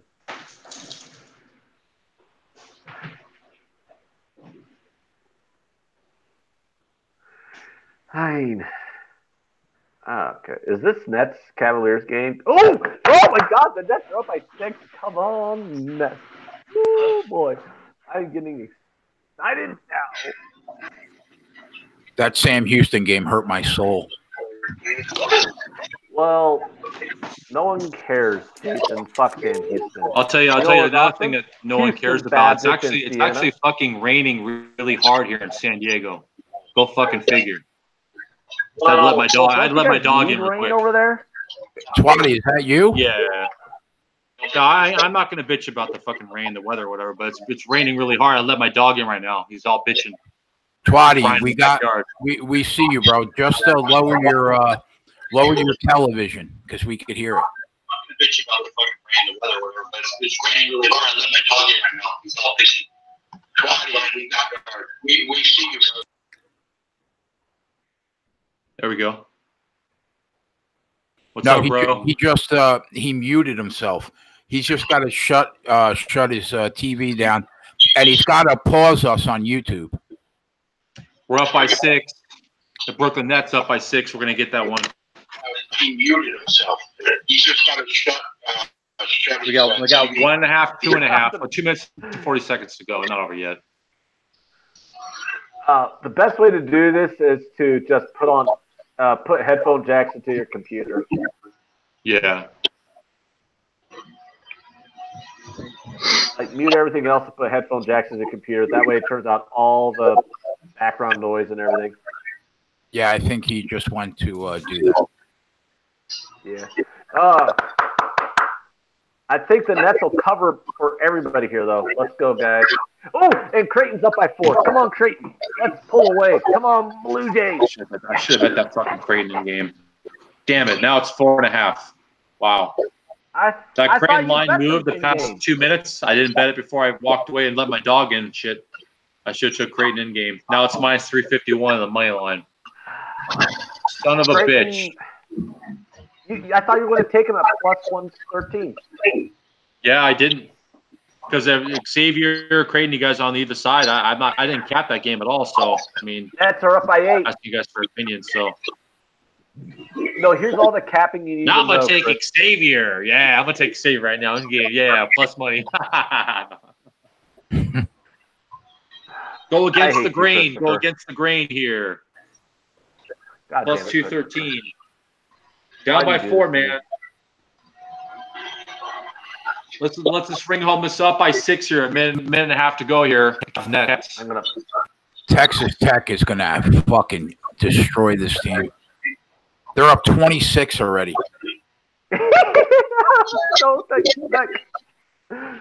I took them plus 2 on that second half line. How awesome am I for that one? Just saying. Yeah, I might take Oklahoma State plus 24.5. You think they're going to lose by that 25 points? 24.5. I think the Red Raiders going to take there by 25. Honestly, the way that this game's going, bro, they may win this game by 35.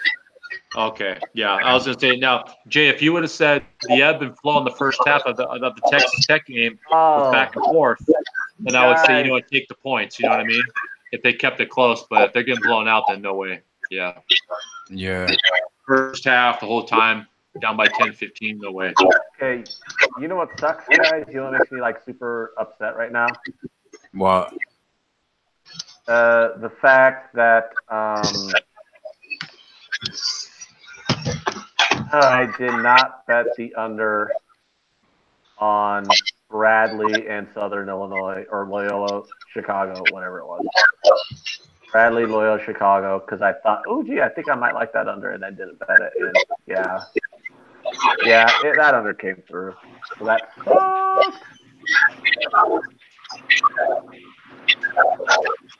Wow, are we deciphering some kind of alien hieroglyphics in the background? No, it's Twatty getting set up. Okay. He's got to mute hit the mute button on his computer and everything. Hit the mute button on the computer. Because we have feedback from the show. Jackson. Well, I'm going to go take a piss because I have a lot of wine in my system at the moment. So I will see you guys in a few minutes. You don't have a fucking Wizinator? I mean, I'm just kidding, man. No, I'm just joking. No, I don't.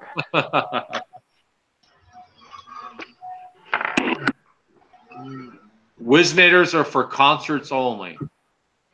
All right, down by 4. Meant to go here.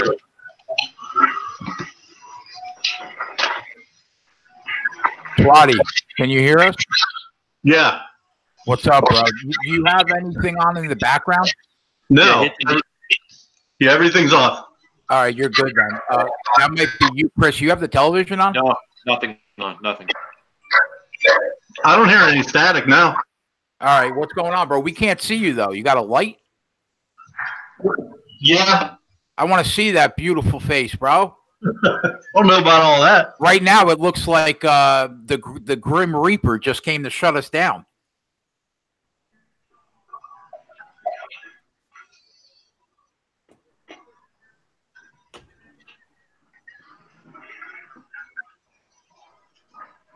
All right, so Jay, what are we on these games here? Obviously, we're going to live bet, tread lightly on these NBA games going to All-Star break. Anything else you want to live bet on, or? I live bet Texas Tech money line in the second half, minus 180.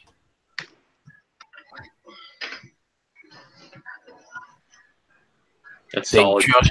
They're up 29 right now. They were up 21 at the start of the half. This game, I think this game's just going to continue to get ugly. I can't see a way with that defense that Oklahoma State creeps back in this game. Yeah, I'm going to take Cornhuskers right now, minus 1.5 in game. Cornhuskers minus 1.5. I'm all right with it. That's a low number. Closed at minus 4. Now it's minus 1.5. They're at home. Off a lot of losses. I'm going to bet them right now, minus 1.5 in game.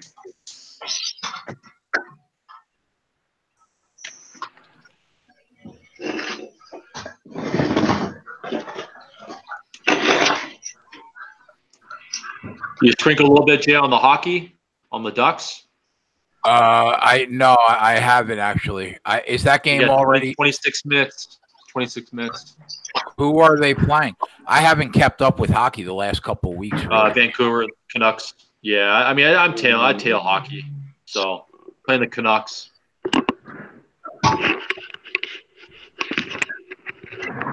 Looks like the line's about even. Let me check the line on that. Feel better now, Ant? I mean, I guess. Texas Tech's up 30, bro. Jesus. Oh, that makes me feel better. I should have sent this game out, motherfucker. Oh, instead of that loser? Yeah. Are we any better on the light? Yeah, you're good, bro. Definitely. What's going on, Twatty? A little better. What's going on, guys? Yeah. Nothing much, What's up, man. bro? I hear that static again a little bit. Yeah, don't worry about that. They don't hear it on the show, so it's all good. Hey, do you want me to tweet? You want me to tweet something out? Yeah, definitely, man. Okay, give me a minute. 100%. All right, so the Ducks line is plus 110. I got a plus 115, so Creighton's up by 4, bitches. if you want to bet that, a little hockey action there, Jay, or Ant, or Twatty. At least Twatty took I don't have any hockey. Sam Houston State. At least I'm not the only person that went down in flames. Fuck, I was going to bet it too. When it moved to 4.5, I laid off it. 3.5, I was going to bet because you tweeted it out. Anaheim Ducks. Watch me go 3-0 on college basketball. Anaheim Ducks are plus 110. I have no idea how good these teams are. I have not been following hockey at all. It's been college basketball. How about a little Ducks money line with the how about Ducks money line, Golden State money line? I'm money line parlay right there. Ducks, Golden State money line parlay, everyone. I'm in on that right there. I like that a lot. I know we're going to halftime, going to All-Star break with the NBA, but you know what? I'm a parlay that Ducks, Golden State. That line's down to 2, man. They're only minus 130 on the money line. Last night they were minus 900. I have to watch them play this game before I can back them. Yeah, I'm gonna do a small little parlay. I can see fading Golden State in the spot. I could see it, but fuck, too many players on the All-Star break. You know, they got 3 days off for the All-Star game. Did anybody check Roto World? I believe so.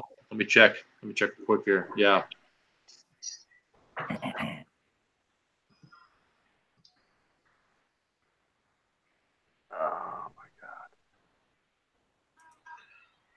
Twatty, bro, just jump in. Feel free.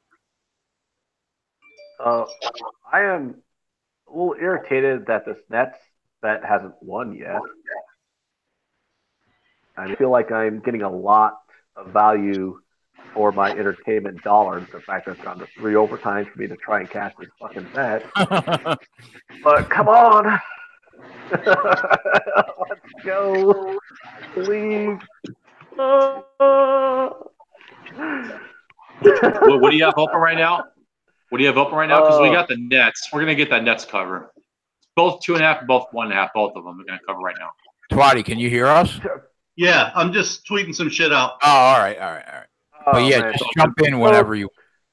So I will feel free to allow y'all to let me know how great I am for going 2-0 in college basketball on some bullshit conferences. And probably going to go 3-0 with this Minnesota bet. But Houston Baptist Central Arkansas under. Who else in gambling Twitter tweeted that one out? You want me to send you a free basket or something? I mean, you can probably send me a twink for a blowjob. That would be nice. Texas Tech might win by 40. Ooh. They're up 33. I'm going to have to grab all those points in that game right there on the other side of Texas Tech, grab the points and get a middle. You guys win, I get the points. The second half the money Nets are up line. by 7 with 10 seconds left. Come on, Nets. Let's go, New Jersey. And I took Texas Tech second half money line minus 180. It's minus 1,300 right now. Second half money line. How is the Texas Tech second half money line minus 180 with their plus 2? Well, I got it like 5 minutes late. Why are you getting shit 5 minutes late, dude? I was on that second half line right. Well, I didn't really want to lay 19. You know what I mean? But clearly, they're just going to win by. They're going to win by 40. I don't want to hear Oklahoma a guy State who I've plus seen 32.5 in game right now. Yeah, plus hey guys. 32.5 in game. There we go. We got it. Who got you all on the net? Who got you guys on the fucking net? I told you we had that one. Over. It's a wrap. 148 there we go. To 139. Who got you on the net? You have minus 2.5, right? I have minus 1.5. Good call. This guy. It don't matter. 1.5. We're the live betting fucking kings in basketball. We're the live betting kings. All three of us.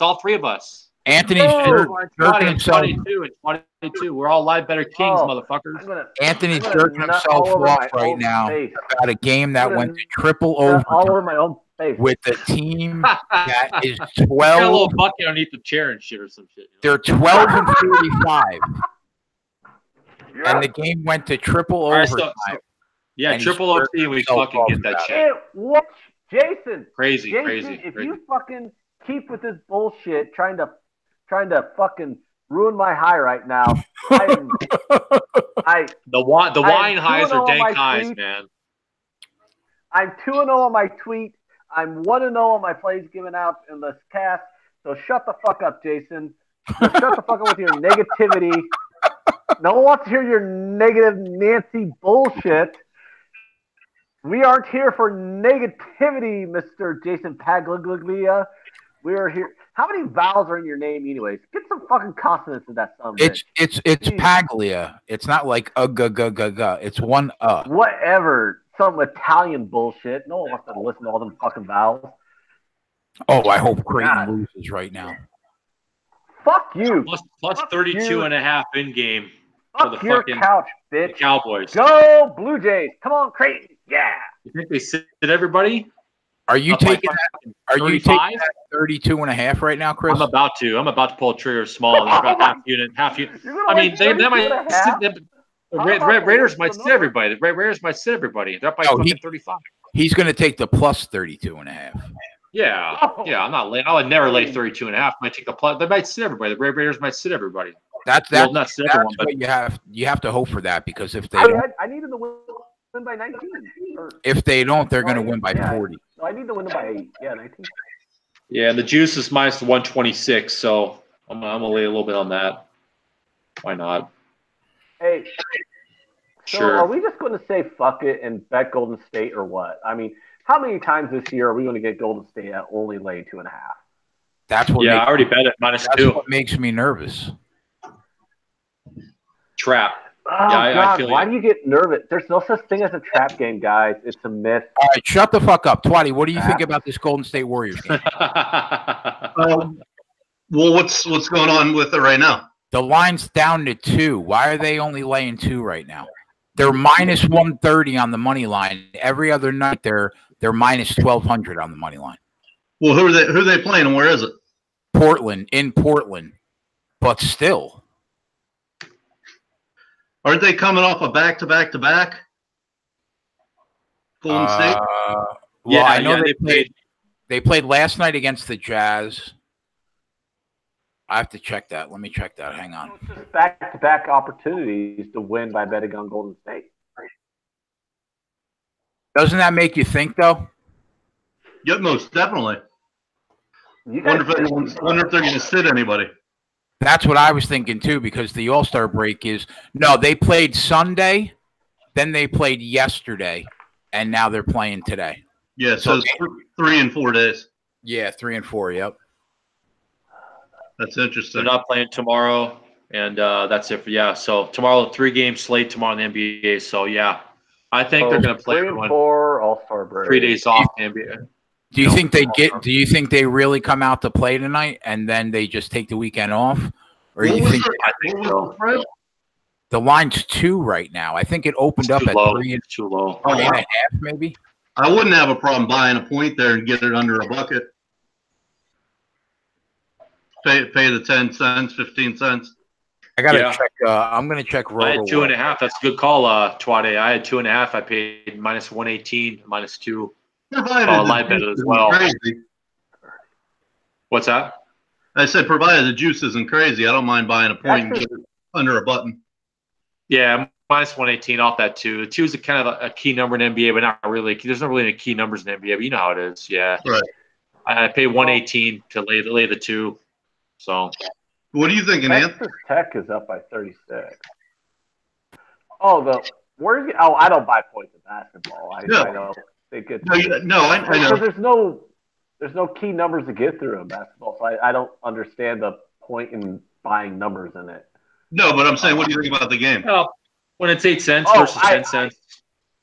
Honestly, if the Warriors come to play, they'll butt fuck them.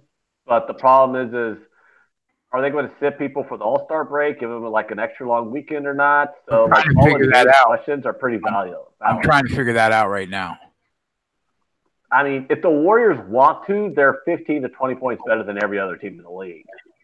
I mean, and that's not even up for debate. Like, there's like NBA cappers out there who pretend like there's like this mystery on who could win the championship. It's like, the Warriors are the best team in the league. I got Sean Livingston's out, DeMarcus Cousins out, Andre Iguodala out, and Jacob Evans out. Okay, Iggy's big one. What was the other one? Curry, Durant, Thompson is available, but I think he had a finger issue. It says right here, Warriors news: Klay Thompson available to return following finger injury. So for all we know, he could sit, which would mean you basically have Durant, Curry, and Draymond. Yeah, Nurkic is playing really well. We're saying live bet it then. Yep. live bet than like Which explained why the line was 2.5. Play and then live bet it. Yeah, I think I got it. You just have to see how they come out, at least in the first quarter. All right. What about this Phoenix Clippers game then? Because Phoenix is a bag of butt shit, and the Clippers are pretty decent. So, do we want to lay what is it like 7.5 on the Clippers or what? I don't know. That's all you guys. I'm no help. Texas Tech's up 40. Just saying. Just saying. So, do you want to lay 7.5 with the Clippers or not? I got nothing there. Wow, what a call Texas Tech was. Yeah, I got that at, I think, 6.5 earlier today. Yeah, I got it. Are you sucking your own dick on that, I Jason? Plus the money line, but Sam Houston State fucked me. Hold on. I'm Jason right now talking about my call on the best team in the Big 12 versus the worst team in the Big 12 to win. Oh, sunk on my own dick. They're not the best team in the Big 12. Settle down. I mean, who's better than 12? Kansas State, and Kansas. How do they only have 25 points with 13 minutes left in the game? Because Texas Tech defense is just staggering. This is awful. Yeah, Texas Tech and the yeah, their defense is amazing. So is Kansas State's defense. I totally agree. How's Nebraska beating Minnesota right now? Like, why is my life so terrible? They might have the two best defenses in all of college basketball. No doubt, yeah. Hey, what do you think about the UFC coming up on the 2nd? Say that again? What do you think about UFC coming up on the 2nd? That's a stacked card. UFC. Oh, yeah, I'll take a look at that card. I think if Cain Velasquez is right, he's going to really fuck Francis Ngannou up. The problem is he's been not healthy for 2 years. So I don't know how to judge that fight right now. I have to write my article later on tonight for Odds Market when I get off here. And I'm not sure, but I do think this card's way better than the card we just had for pay-per-view. Definitely. I think yeah, but I'm talking about the 2nd. What do you think about the 2nd? With Woodley and Bones Jones. Oh, the 2nd. Woodley's fighting who? Usman. Who's he fighting? Kamaru Usman? Yeah. Oh, Woodley's going to destroy him if that's true. Yeah, and then Jones is fighting Anthony. Shit, what's his name? Oh, Anthony Smith. Anthony Smith, yeah. Oh, yeah. You know what? Anthony Smith, man, in the beginning of his UFC career was not impressive at all, but he has he's put like 3 or 4 fights together where he's been really impressive. Really impressive. But I don't know, like John Jones, man, he's still got it. Anthony Smith's from Omaha. Is he really? Oh, yeah, he headlined that card in Omaha, though. Anthony Smith, yeah. Yeah. Oh, and you got Terrence Crawford from yeah, I got don't get us started on that Terrence Crawford. I'm looking at tell the story the last Terrence Crawford fight that I had bet. Oh, yeah. So you don't want to go there. I laid -200 on Terrence Crawford. No, I laid -200 on Terrence Crawford to win inside the distance. Oh, okay. And the round went, and he won by knockout with 10 seconds left in the final round. He won by knockout in the 12th round. And I had him -200 to win inside the distance. So I was like jumping for joy, that I hit this -200 bet with 10 seconds to spare. I like I really like Usman as a fighter, but I mean he is not in Tyron Woodley's league. I can't believe he's only a -175 favorite. That line doesn't make any sense to me. I think Anthony Smith is live. I mean, you're not going to back Jones at Adam in the minus chat is 1,200. right. This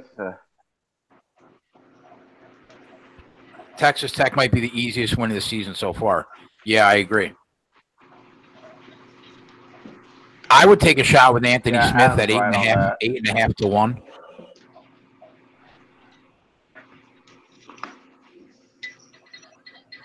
But yeah, this weekend I think that Paul Felder James Vick fight is going to be a great fight. The Jimmy Rivera Aljamain Sterling fight should be entertaining. The Andre Feely fight should be entertaining. This is a way better card than what we just saw.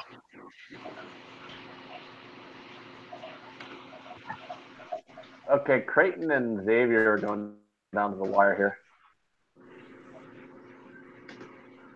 I'm a little nervous. Minnesota's only – wow, that Nebraska game is tight. Fuck. Can we concentrate on the game that's got like 20 seconds left in it first? Let's get this Blue Jays win home for Daddy. Oh, did you bet them? No, I did not bet them. I just – God. They're knotted at 59. Shoot me now. What action do you have on the board tonight, Twatty? What else did you bet?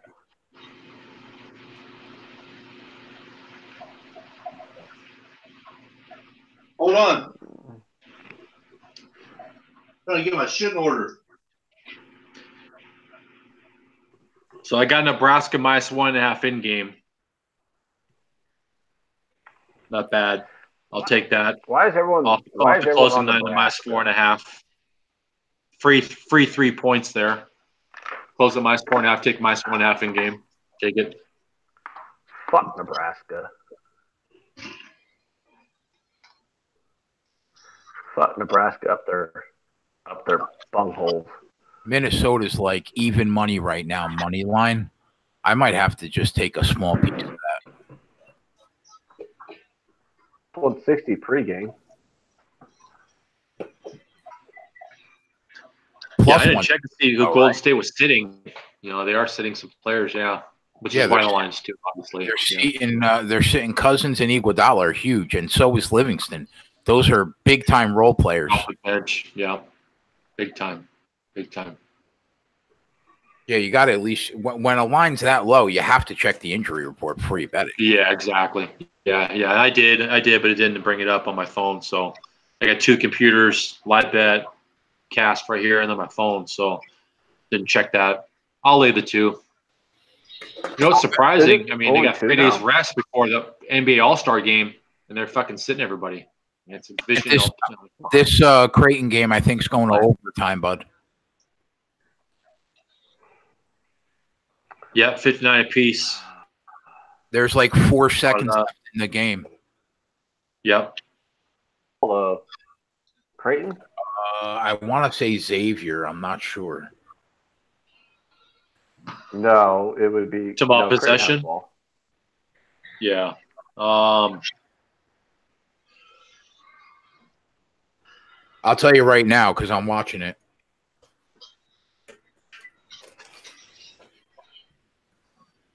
Jay, I had a shit ton of games today. I probably had like 20 or 22 games. What the? Wow. Are you one of those heavy volume guys? Well, I only gave like 5 to the members, and then I did the rest for myself. Because I'm not giving members 22 plays. Yeah. It was good to spread around though. I don't think I have the brain capacity to fucking bet on 22 games, man. I am such a low volume guy. I'm like 2 games a night, maybe. No, that's good. Except football, because like on football, on a Saturday, I would give out 5 plays. On a Sunday, I would probably give out 5 plays. But like college basketball, I've only sent out 1 play a day every day since I started the package. That's probably a good thing.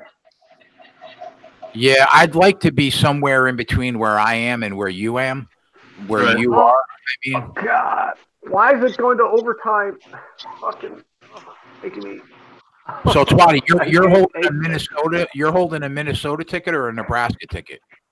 Nebraska ticket. What do you got them? What line did you get? 4? I have them teased down to pick them. Oh, okay. Fuck Yeah, Nebraska, Twatty. It's a 2-point game. 2-point game with 12 to go. Yeah, it took it from 4 to pick them. Huck the Fuskers. That's what we like. Who's winning it? Because I left the room where the TV was. It's 46-44 Minnesota. Okay. Yep. All right. So, did you do all your baseball projections? Are you all raring to go for baseball yet? I am. Yeah, I invited some people into the chat. I don't know. Let me see if I can pull up the chat here. Do you guys have any questions? Probably not. You guys know what you're doing. I don't have a fucking clue what I'm doing. I have a question on what you think about win totals. Hey, Good. Go ahead, you guys, Jay. You two stop talking. Let me ask Twatty about baseball. Don't mean to be rude, but what do you think of the Pacoda projections of the Cubs being an 82-win team? I think that's really fucking low, to be honest with you. Well, yeah, that's always known to be low. But you know what? I think I had them around there, Anthony. I know that's crazy. I think I had them at like 83. No, maybe 84 or 85 wins. Damn it, you're making me sad. Because I don't think the Cubs. I think the Cubs are going to be a little bit down versus because everyone likes to think that the Cubs were like, a big disappointment this year, but they had the best record in the National League, so I'm not sure how that's a major disappointment. I mean, sure, they lost 2 coin flip games at the end of the season to make it seem like disappointment, but they did win 95 fucking games. So right. They're really 10 games worse when they really haven't lost anybody. Well, the division's real. I think the division's really good. Number one. Number two, all those guys are getting a year older, right? I mean, you got Hamels a year older. You got Darvish a year older. Lester a year older. Quintana, I mean, he's not old, but Hendricks is whatever. He's in his prime, and then their bullpen. I mean, what is Carl Edwards the best reliever in that bullpen? Maybe Strope. Yeah. So I think the pitching is what's going to hold. I think the pitching is what's going to hold them back. Are the Brewers in that division? Yeah, I think the Brewers win the division. Yeah, I'll be rooting for that. Did you really ask? Bro, I told you when it comes to baseball, I mean, how many times do I have to say it? Here's the thing about the Brewers. Remember. Go ahead, Chris. Sorry, Twatty. I'm sorry, bro. I just want to say Goldschmidt with the Cardinals is solid. He belongs in St. Louis. Oh, yeah. That's going to help out the Cardinals offense so much with Molina and everyone. The Yachty, Goldschmidt signed with the St. Louis Cardinals. So hold on. Let's help that division. Let's make sure that we are all under the understanding that we do not refer to them by their Christian name. They are the Suck Louis Crapnels. But going forward, let's make sure that we refer to them as the Suck Louis Crapnels. But Goldschmidt was a good signing for the Suck Louis Crapnels. But Molina is, what is he, like 55 now? I mean, Molina's got to start. He's still hit good. He's got one more year. He's got 1 or 2 more years. He's healthy, no big injuries for Yachty, so he's solid. I think the Brewers. I do agree. The Brewers are probably the best team in the division. They still have that bullpen. They have a really good offense with Braun, Aguilar, that feller who stole the MVP from Baez that I do not want to name. I'll be rooting for the Brewers because I like Bob Uecker. But also the Brewers have this unassuming starting rotation where they have all these pitch to contact guys who get them through 5 innings and then they just turn it over to that lights out bullpen. So you could actually probably get a really good value on the Brewers like you did last year because people, the market, I would like to say the betting market, not necessarily people who understand baseball, but the bet will tend to overvalue very high, flashy starting pitchers for example. Like why you were laying 300 with the Indians every time because the Indians always threw a starter out there who was getting 12 strikeouts a game. The Brewers don't have like a lights out starter, but they're all like really good pitch to contact management guys who are similar to Kyle Hendricks in a way, but Kyle Hendricks is better. But they're all basically 20 probably knows what I'm trying to get at here. I'm a little bit drunk, so it's kind of hard for me to like verbalize exactly what I'm saying. But the Brewers have some unassuming starters where they're going to have like big xFIP to ERA ratios that are going to make people want to bet against them, despite the fact that xFIP doesn't really account for contact management that well, and the Brewers emphasize contact management. So you're going to get a lot of value betting on the Brewers this year, probably, I would imagine, because you're not going to get a lot of like disproportionate lines to bet on them, because you're not going to have that flashy starting pitcher that's going to demand a minus 250, minus 200 price. And the Brewers are probably going to be another 95 wins again. Well, and the books recognize the Brewers' talent. Yeah, here's the thing with the Brewers. It's real simple. The Brewers get 27 outs. Everyone else gets 15. And that's what'll happen. The 6th, 7th, 8th, 9th, it's over with those relievers. So if you can have a lead going into the 6th, I mean, it's over. So, I like the Brewers, and then I like the Cardinals. Brewers first fives. Yeah, no. Yeah, I mean, depending on the situation, but and then I like the Cards. Sorry, and then the Cubs. No, I'd say like the Brewers first five is not something I would go after because their starters. It's the Brewers full game. The Brewers would be a team you bet full game because of the bullpen. Yeah. Like the Mets, especially at home, and first and five Milwaukee team. Stadium at home is tough. The bandbox. The Mets would be a first five team. With the Mets with their rotation would be a first five team. The Brewers would be a full game team. Yeah, the Brewers could actually be a first five fade. I mean, their starting pitching is not good. Mm-hmm. Well, so what gets it done for them? I would say it's not that the good starting pitching isn't valued by the betting market. Right, sure. Because they got a lot of pitch to contact guys, but go just start looking at their Fangraph pages and start looking at their hard contact rating.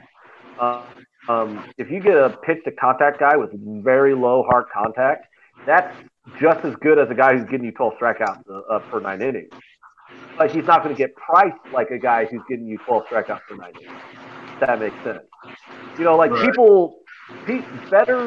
Bettors over the last 4 years have lost money hand over fist trying their hardest to fade Kyle Hendricks because Kyle Hendricks has a massive ERA to xFIP discrepancy. He's not a huge strikeout guy, and he's not flashy. So they're like, oh, well, Kyle Hendricks should be faded because he's going to regress soon. And he hasn't. The guy's been like a sub 3.30 ERA for like 3 years running. In the postseason, he stepped up the postseason stretch. Hendricks. Yeah, there's a 5-star stretch last year in the middle of the year where Hendricks like fucking blew up a bit, and those guys were circling the wagons going, see, I bet against Hendricks every fucking start for 2 years, and he had like 5 straight bad starts. So I got proven right. It's like, no, you lost like 35 fucking units trying to bet against Hendricks for the last. Hold that thought, Ant. We got Curry, Thompson, Durant, Green, and Looney starting for the Warriors right now. Curry, Thompson, Durant, Green, and Looney starting. So, but go ahead. Let me try. But I'm just saying, it's so it's I think people in general undervalue the pitch to contact guys because they're not flashy. They don't demand those minus 200, minus 250 prices going into the game. So I think there's a lot of value if you can find a pitch to contact pitcher who's good at it. A guy like Hendricks or a guy like some of those guys from the Brewers. You can wind up laying minus 140 in a spot that you really should be laying like minus 180. Right.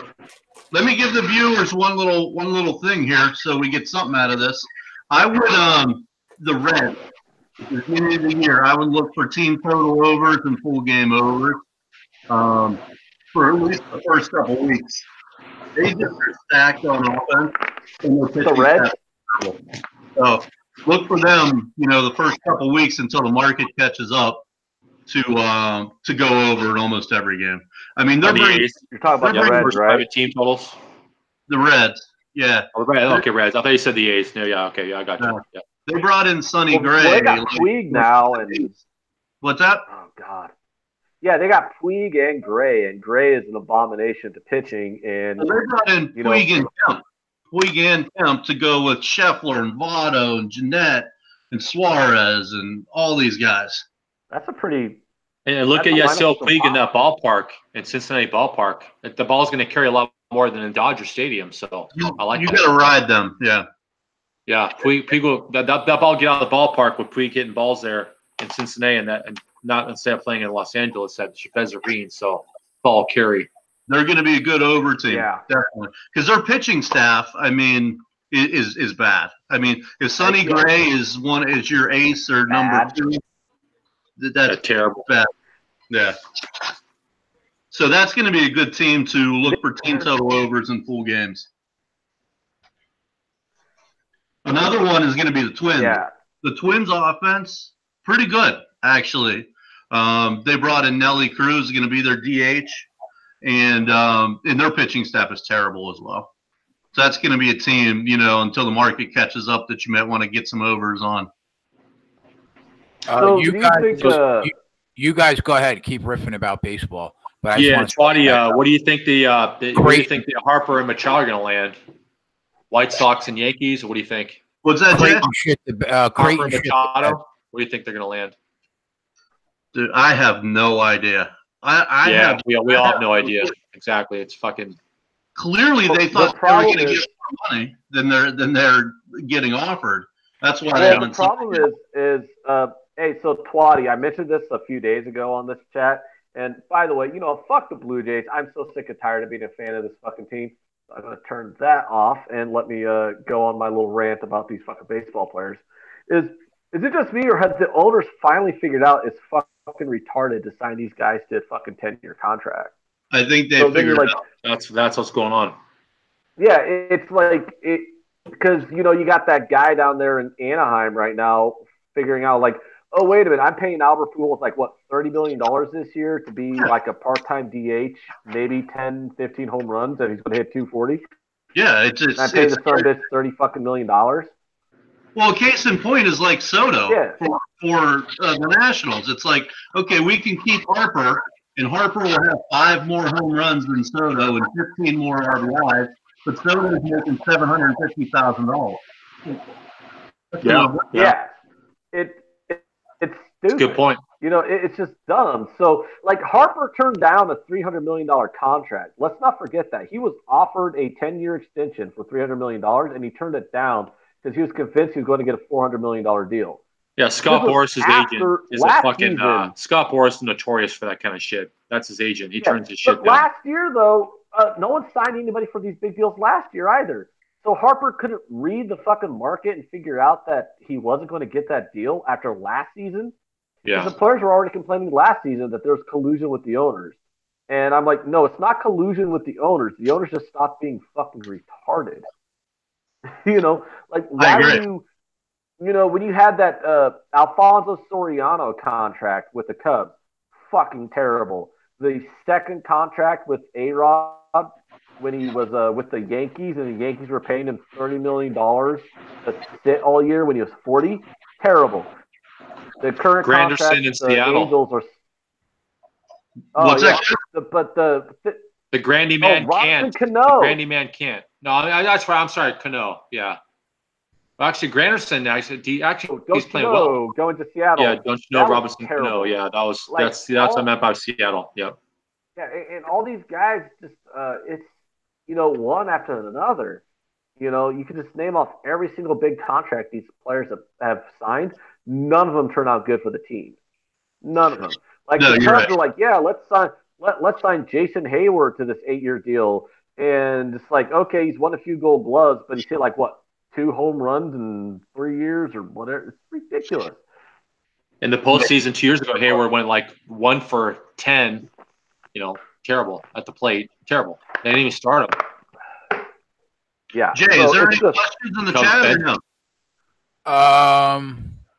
No, we're just I'm just riffing with the chat while you guys do your thing with baseball because there's nothing for me to add to this conversation. None of those guys have any questions?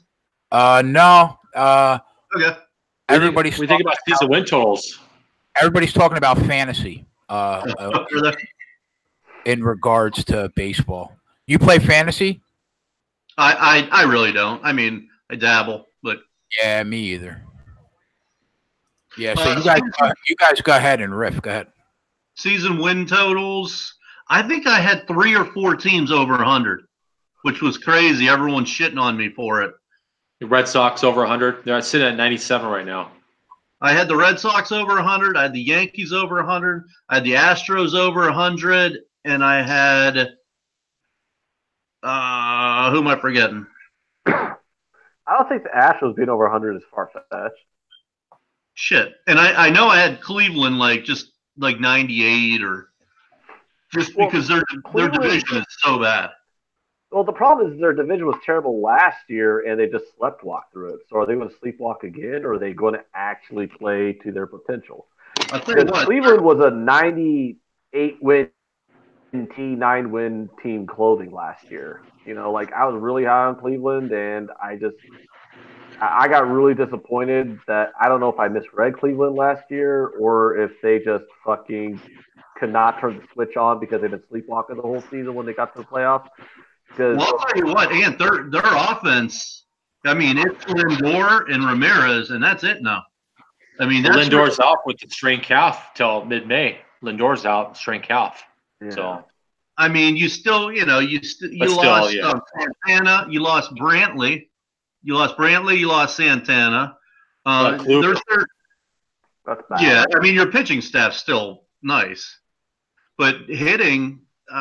Are you talking about Chicago? Yeah. No, Cleveland. No, with Cleveland. Well, one of the great things about them last year was their offense. Well, their offense was top 3, and their starting rotation was so good last year. It's just that their bullpen was dog shit.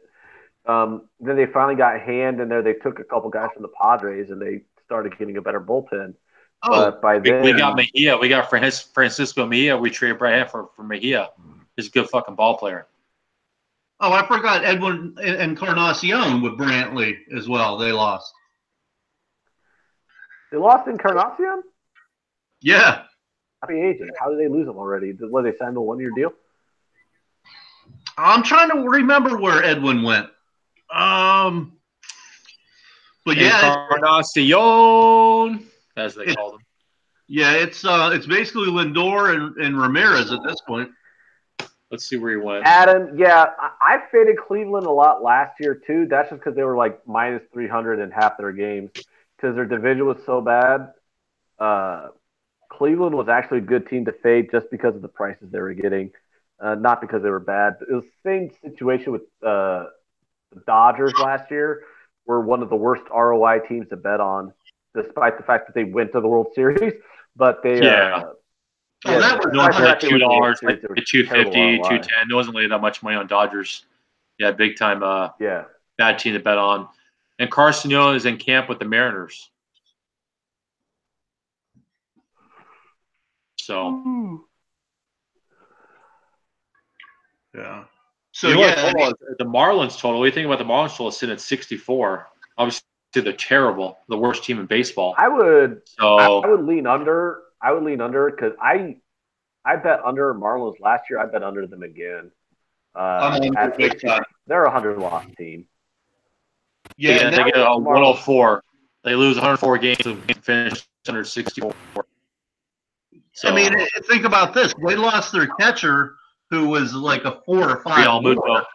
Yep. So if you have a 4 or 5 WAR, then you bring in a -2 WAR. That's 7 wins right there, just in your catching position. Yeah. So I see them losing 110 games. Yep. Yeah. Yeah. If the Marlins are 64, if the Marlins are lined at 64, that's an easy under because that team's losing 100 games. Easy. No doubt. Because 64 wins is what, 64-98? They're losing 100 games. Laughing. Did the same shit last year. This year, shitty team. Fucking move the Marlins to goddamn back to Montreal. Well, that's where the Nationals. This is one of those situations where I wish the Nationals were in Montreal, but I'm saying the Rays should go back to Montreal. No, this is one of those situations where I'm like, I wish American sports were a lot like that European soccer, where they just relegate the shitty teams to like a lower league. And like, you know what, you're too bad, get out of our league. The Marlins would be that right now. The Marlins would get relegated to AAA if they had relegation. Yeah, Baltimore's. Yeah, exactly. Revenue sharing never going to happen. They're all going to be in the league. They're going to compete, but revenue sharing. But Baltimore, what's Baltimore's win total? Probably lower than the Marlins, for crying out loud. Shit. I think they were one game from being the worst team in history last year. I believe 58. They were bad. Well, the Orioles are not done any favors by being in the same division as two teams who could potentially win 100 games. When you're that bad and you're in the same division and you got to play 18 games each against the Yankees and the Red Sox when you're already a 100-loss team, that's just fucking exasperates the situation. Well, that's why their season win total is at 58. Good, Chris. It's 58. Oh, that fucking. It's juiced to the over. It's juiced to the over right now. Well, if it's juiced to the over, it would be tempting to bet the under. But it's so hard. I mean, because you got to be really bad to bet a team under 58. Think about this, though. I would not bet the over. So that team was 1 or 2 games from being the worst ever, and they lost Adam Jones and Zach Britton and Jonathan Scope. So their best position players like Trey Mancini, and their number 1 is Dylan Bundy. Yeah. Oh, 58. I mean, that's rough. Plus the Yankees, Red Sox, and Jays. Tampa. 54 games out of the year. Yankees, Red Sox, and Jays. The Orioles play. So that's going to be rough. And Machado for half the year. Yep. They had Machado on that team for half the year. Well, here's the thing: is like I would not even consider betting the over 58, but it's so hard to bet an under 58. Yeah. Like you have to be super confident a team's going to be historically a taken under 58. But that's probably that would definitely, if I bet it, I would bet the under 58. But it's just really hard to bet an under 58. But yeah, that team's going to be fucking bad. I think they're going to be worse than the Marlins. I think. Yeah. I mean, they're going to lose 100 games. But, the Marlins at 64 is an easier under – it's easier to swallow betting an under 64 than it is to bet an under 58. Definitely. When you bet an under 58, you better be certain that team's going to lose at least 105 games, in order to have enough of an overlay on that season win total projection. But, yeah, they're going to be terrible. They are. And Jacobs Field and Camden Yards, the first 2 stadiums when we started building new stadiums, late 80s, early 90s, was Camden Yards with Baltimore and also Jacobs Field with the Indians. Right. First 2 stadiums when we started building all new stadiums. How many people this year are going to do the same mistake they did last year and keep trying to bet the Orioles over and over again because they have value? Like, how many times did we look in? I wouldn't bet them on the run line. No way. It's going to be plus 1.5. All year long, I saw people 110. kept going back to the well trying to bet the Orioles. All year long, trying to bet the Orioles because it's like, well, my projections say that the line should be this, and the Orioles I have value on the Orioles. I'm like, you don't have value on a team that's going to lose 110 games. No, I mean, let's say Dylan Bundy's your number 1, and you're going against, Tanaka, who's the number 4 or 5 of the Yankees. What's that line? That's plus 300, plus 350. Oh, big time. Yeah, it'll be plus $3, big time. Something. Orioles will be, in certain spots. If we can get them a plus $50, they might win at home. The Orioles were the worst ROI team in baseball last year, and I still saw cappers all over Twitter trying to bet them every fucking day. And there was a few of them who I tried to dissuade from that idea, and they still were like, "Oh, there's value." I'm like, "How? No, there's not any value. This team is historically bad, and you keep betting them. Just stop it. Just quit going to that well, and I'm wondering if that's going to happen again this year. I mean, if you're trying to be the smartest guy in the room every time, then that's what you keep saying. You know, we all know that. Yeah, with Baltimore. You know, sometimes you just got to realize the team fucking them. Yeah. But I mean, they were the worst season win totals in baseball take a little bit longer than NFL season win totals, but to cash them in. But there's a lot of good value now. We can grab the value now before the end of spring training because it's only going to get worse. Chris, what do you see in Toronto? Yeah, Blue Jays. Blue Jays are going to be a 500 team. 72.5. They regressed. Yeah. 72. That's low. That's what I was thinking. They're not. And I got Tampa about 81. Yep, 81. So under the finish below 500 for the Blue Jays. It's juiced to 140 at 5 dimes over 72.5. So people are still betting the over for the Blue Jays to win 73 games. Yeah. I'll tell you what, Tampa cannot hit. I'll tell you that. Their offense is fucking terrible. I pulled the trigger, just so you know, I pulled the trigger on the Denver Nuggets minus 3.5 live. They came back. They're up 3 with 11 to play in the fourth quarter. Carry on. I just wanted you guys to know that. I'm in on that. What do you got White Sox at, Chris? They're going to be another terrible team for another year or two. Yeah. They pick up Machado. Machado's he's the number one team supposedly going to sign with, but who knows who he's going to sign with. But let me check on that line. Yeah. So you took Denver plus 3.5. What'd you say, Jay? You took what now? Minus 3.5.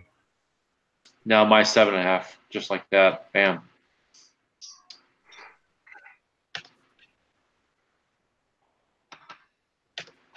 Yeah, they were tied, and then I said something. Now they're up 5. So why do people want to move a team to Montreal? Didn't Montreal already lose a team because they didn't support it? I'm like reading that. Yeah, it's a lot of Canada talk. Yeah, they want to move the best team to move is Tampa Bay. Get them the hell out. The stadium's shitty. The balls sit off the catwalk and that Devil Race and excuse me, not Devil Race. It used to be Devil Race, but the Race Stadium down there in Tampa. They're not going to build a new ballpark. Fucking Miami pretty much dominates the market in Florida. So move the Rays out. Move them somewhere. I would agree with that. They don't draw anybody. How much of an abomination is it that Florida team has 2 World Series titles? The Marlins, yeah. Are you fucking kidding me? What a joke.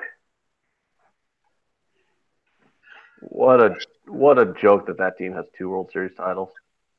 They had a pitching staff back then. One hell of a team. I don't remember who it was. It was Josh Beckett, Brad Penny, Al Leiter, and one other stud was on that pitching staff, and they just dominated.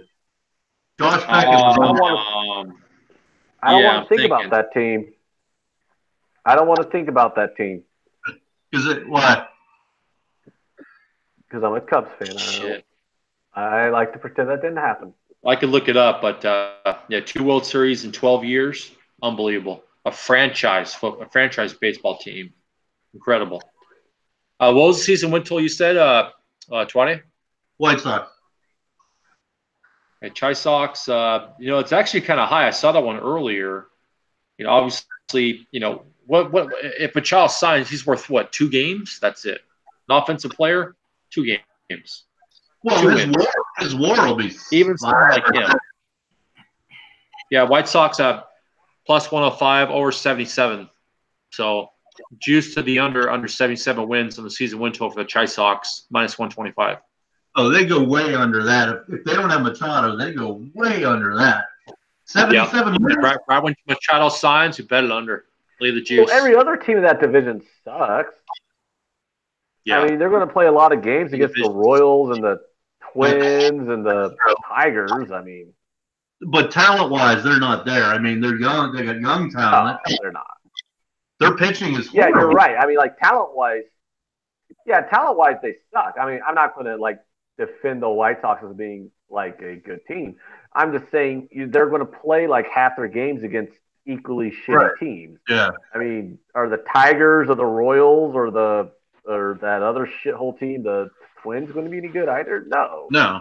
I mean, so that's going to balance out their record a lot. Like half those teams in that division could be 100 lost teams disguised as 85 lost teams just because they're all playing each other. That's a good point. Point well taken there. And James Shields still not unsigned, still a free agent. He's done. Well, He's because long in the James Shields tooth. sucks. Yeah, because James Shields is terrible. long in the tooth. I know. Outside. He was at the White Sox last year. Yeah. Oh my God. That's why he's unsigned. James Big Game Shields.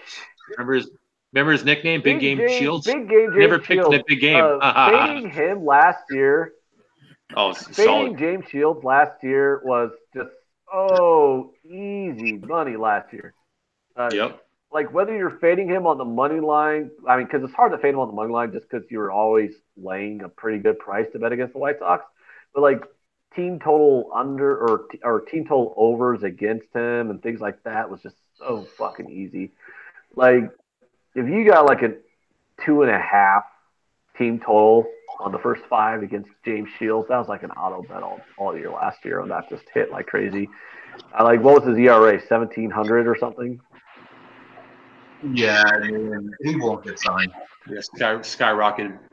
His velocity went down. He's yeah, he was good the last year that he was traded to the Royals, and then after that, he just forgot how to throw baseballs. So, Yeah. Well, this Nebraska game's going down to the wire. Is it? What's going on? It's tied with a minute left. Minnesota got a basket. So Minnesota's up by 2. Come on, Gophers. 61-59 with 47 seconds left in the game. Timeout. Yeah, we need the Gophers to just win this game. Yeah, happy in life. I mean, I know some people have like Nebraska, but I would. I took Nebraska -1.5 in game. Small. Oh, so do I need to unit. root for Nebraska to win by 2 so that way you guys can feel like winners too or something? Where'd you get the Gophers at? I bet in pregame +4. Yep. The nice lines 2 and 3. Both of us win, but see what happens here. I mean, Oh, look at this. Larson gave out Nets -2.5. Yes, I did. That was a winner. That was pretty cool. And Texas Tech +2 on the second half. Yes, I did. That was a winner. That was pretty cool. And we are 5-5. Wow, what did you give out, Jay? Oh, Texas Tech money line, Texas Tech -6, and Texas Tech second half money line. Oh, so you had like 3 winners in one game, Jason? Yeah. We call that a unit stack, sir. You stack units on one game. Jay's got the Biff Sports Almanac.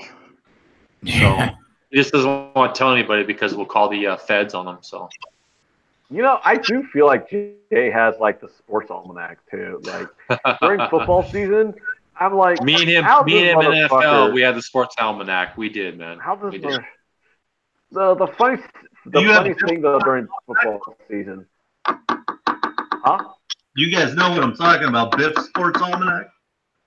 Yes. Yeah. Oh yeah. Oh yeah. Who doesn't know about that? You guys know what I'm talking about? Yeah, Back to the Hell Future. yeah. Of course, Back to the Future 2, number 2, of course. Yep. The crazy bitch on Twitter. Oh yeah, that person is out of their. Oh, he's a fucking mind. idiot. Yeah, he's like fucking Chris Barr and I don't know. Twatty. Are you guys crazy? Twatty, That's the best capper ever. Aren't they like 97%? Twatty and I had a This conversation. sports almanac on Yeah, Twitter. we had a conversation about that. They count their individual wins inside a teaser. A 10 team.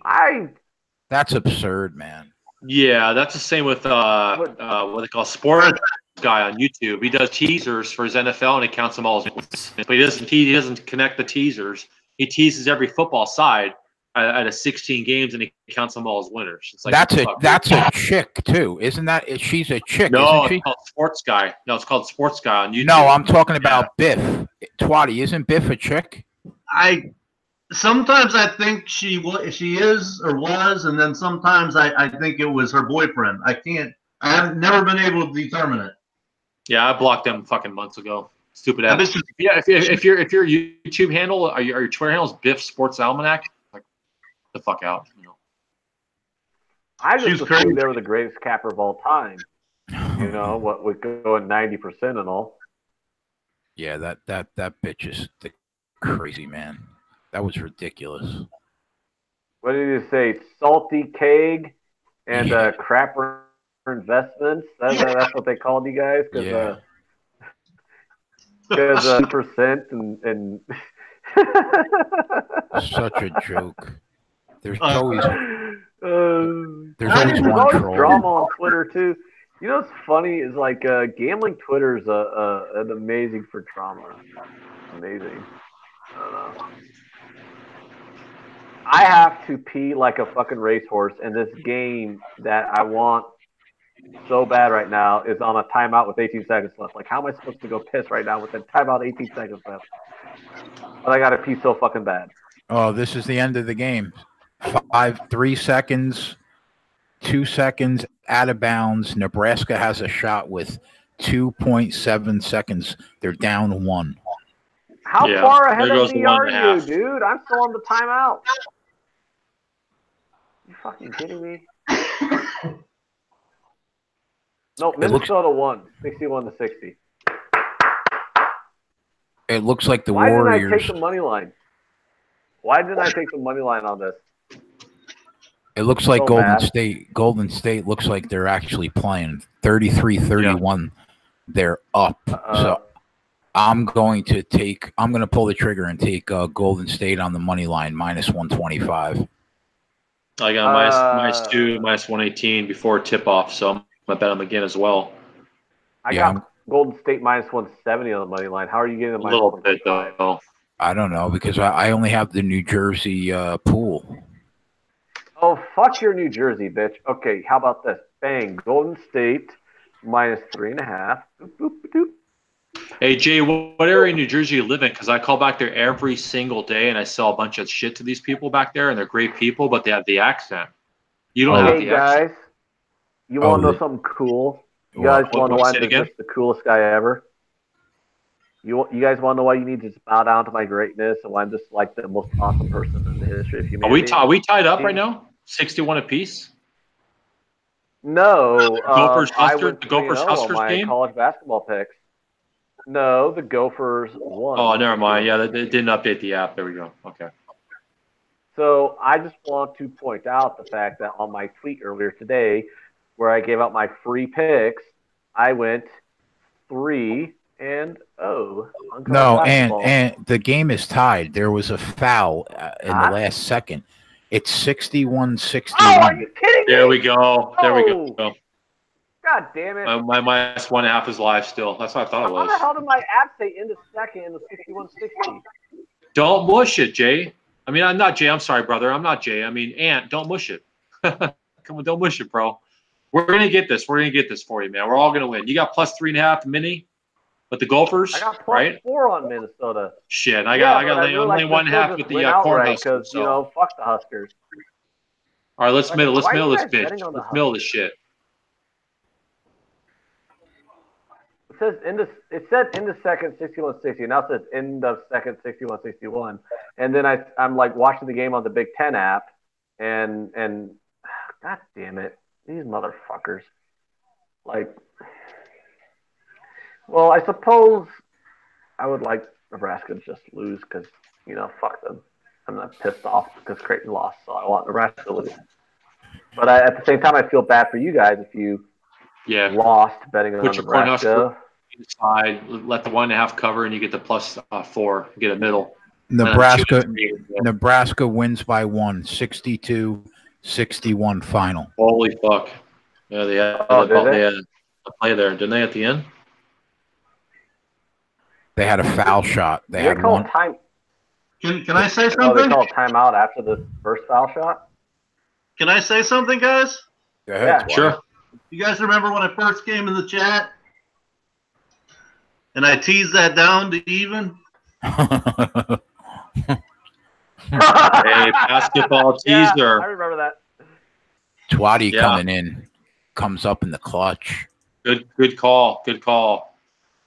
Now, I don't tease a lot of basketball sides, but good call on No, that of one. course not. Congratulations. So, Good so call, what did brother. I say Good though call. after we berated Twatty for teasing a basketball game? What did I say though? I said, well, then maybe Nebraska could win by 2, so that way Twatty wins his teaser, and I appreciate that. Yeah. +4. How often you tease basketball I mean- sides?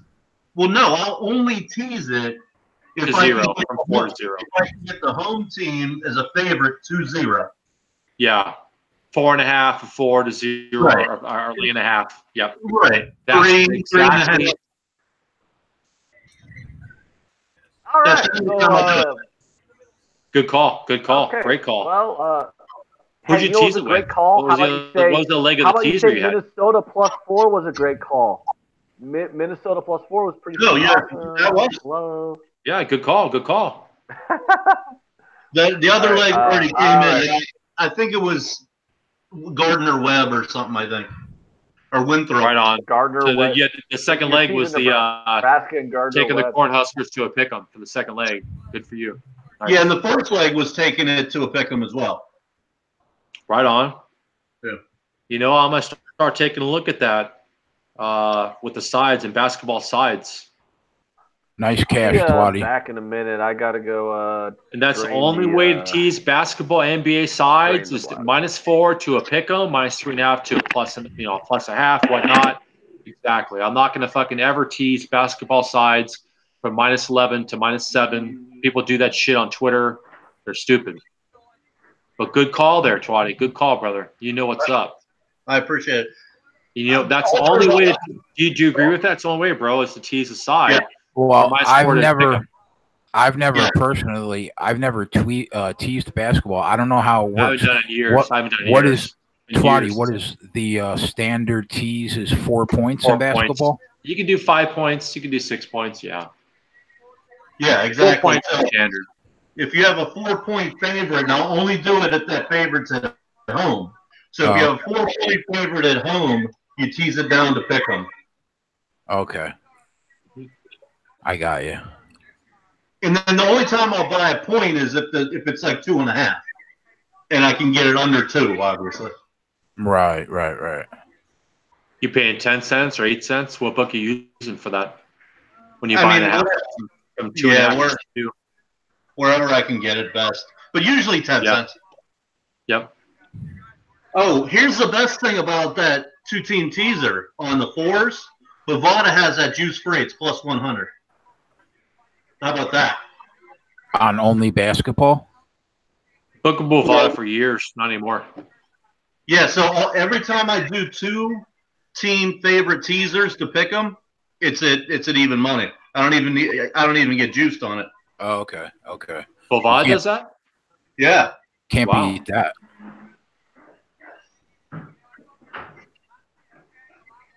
Even can't- money on a teaser is unheard of. That's great. I wish it was like that for football. As more states legalize sports gambling on teasers, it's not going to be 120. It'd be even money, -110, -105 maybe. Competition brings people to bet. You know, the teaser will go down 10 cents. My book gives me teasers at -110. So Yeah, me too. I mean, For a 6 point. I was getting 6-point. Yeah, I was getting 6-point teasers in NFL all year long at -110. Yeah, me which too. made them pretty standard. profitable. So earlier I was drinking Barefoot Sweet Red. So now I'm going to drink Redfoot Red Moscato. Oh, Jesus. I don't really like Moscato. Now I don't Hell really yeah. like Moscato Hey, that tear much. it up. Tear it up, man. Yeah, there you go, man. You know, But, you only live once, right? Well, I bought this for my husband for Valentine's Day, but that ungrateful son of a bitch didn't drink any of it. It's his favorite wine, so I'm going to drink some of it, even though I don't particularly care for it because, I want to get a little bit more tipsy. So Me and my chick, we broke up last year, but we fucking drank that Menage a Trois, the triple red. That's good shit. That's what I drank last night on the chat. That sounds delicious. It's called Menage a Trois. It's like 3 reds combined. Apothic. Apothic is what they call it. Oh, here's Apothic. Apothic red and shit. Yeah, Apothic red. I had that. That's like $9 a bottle at like Walmart. That's really good. Yeah. Here's another thing that I found interesting about Bovado, because they get a bad rep because they have terrible lines. And Jay, you'll really appreciate this. They'll let you do correlated teasers in NFL, which to me is like, I mean, that's like stealing, don't you think, Jay? What? Say that? What kind of teasers? What's correlated teaser? You're interesting me. Oh, correlated. They do. Oh, yeah. And I've never seen another book take that. They'll let you do correlated parlays. Yeah, I've never seen that. Never. The correlated teasers are unbelievable, and Bovado lets you do that. I've been telling everybody to take advantage of that. You know, hey, you kill it at 65%, choosing the ATS and the totals. You imagine if you could correlate those together. You know, I wish, Bovada stopped letting, for the longest time, I couldn't bet Bovada in New Jersey, but I have to check now that it's legal. They might let me, actually do it now. Oh, Bovada will take your money. I've been booking Bovada for 7-8 years. They'll definitely take your action. What's a correlated teaser? Can we explain that, please? A correlated teaser. So correlates,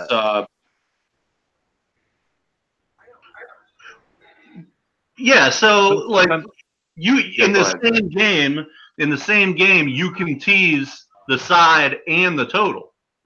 So in other words, you could have a team that you could tease up, from 10 to 16, and then tease the total down from 40 to 34. So those then you're covering almost one half of the total. 16 plus 16 is 32. You're teasing to 34. Yeah, go ahead. Yeah. Which is huge because the lower total is, the more weight the points matter. So if you could tease something to 16 and tease a total down to 38, that's huge. I'm surprised they let you do that. So I've had many books over the years don't allow that. That kind of reminds me of my bookies website, because I just use my bookies website.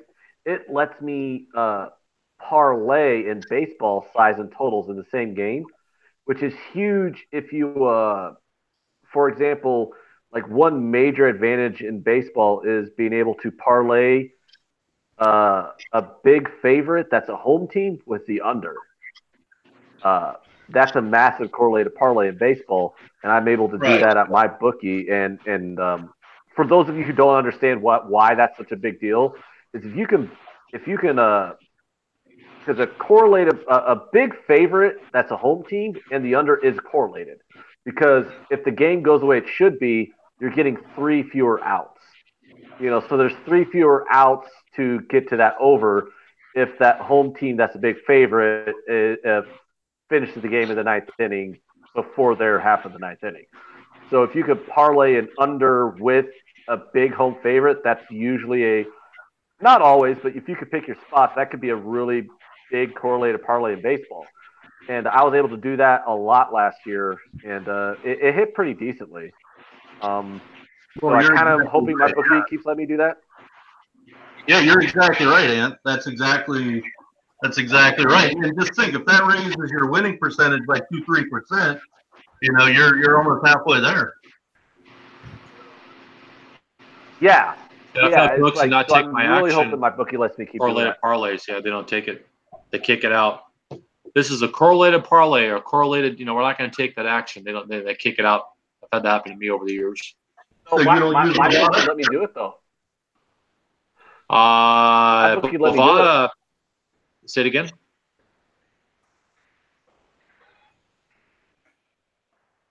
You don't use Bovada? Go ahead,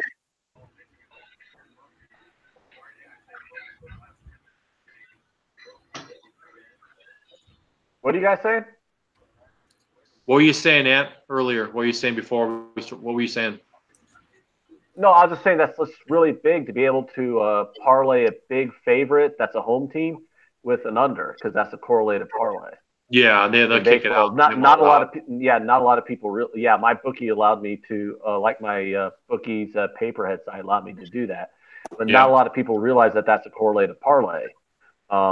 Because if the game goes the way it should, like the home team, winning the way they should, if they're like a minus 150 or greater favorite, you get 3 fewer outs to get to that over. Because the home team doesn't play their half of the ninth if they have the lead after the top of the ninth. Yeah. So that's the reason that's a big reason why a big home favorite with an under can be a correlated parlay. Twatty, do you agree with Larson that the softest spots in baseball are first 5 team totals? First 5 team totals. Well, yeah, the more specific you get, I would say I'd have to really think about it, but I mean, that's a very specific thing. I would say, yeah, that's definitely vulnerable. Because I couldn't bet them last year with my book, and I was amazed how many first 5 team totals he cashed on last year. Heck yeah. Yeah, so the first 5 teams. Yeah. The first 5 team totals are more valuable than the full game team total because all you're doing is handicapping a lineup versus a starting pitcher. You do not have to worry about bullpens on those first 5 bets.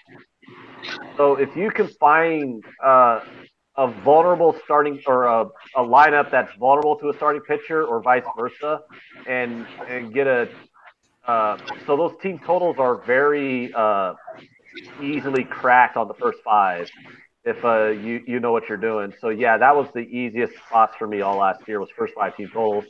That was probably easily my most profitable way to bet baseball last year. Yeah, I would say my biggest thing for baseball is real simple. It's riding streak.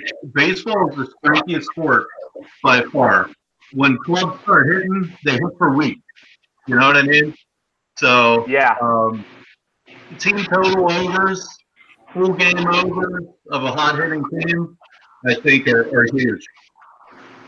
Yeah, you were saying that you killed it with the Reds last year, like in a 2-week span. You made like 60 units. That's incredible. Well, what happened is they played I think it was the Indians, the Cubs, and the Indians.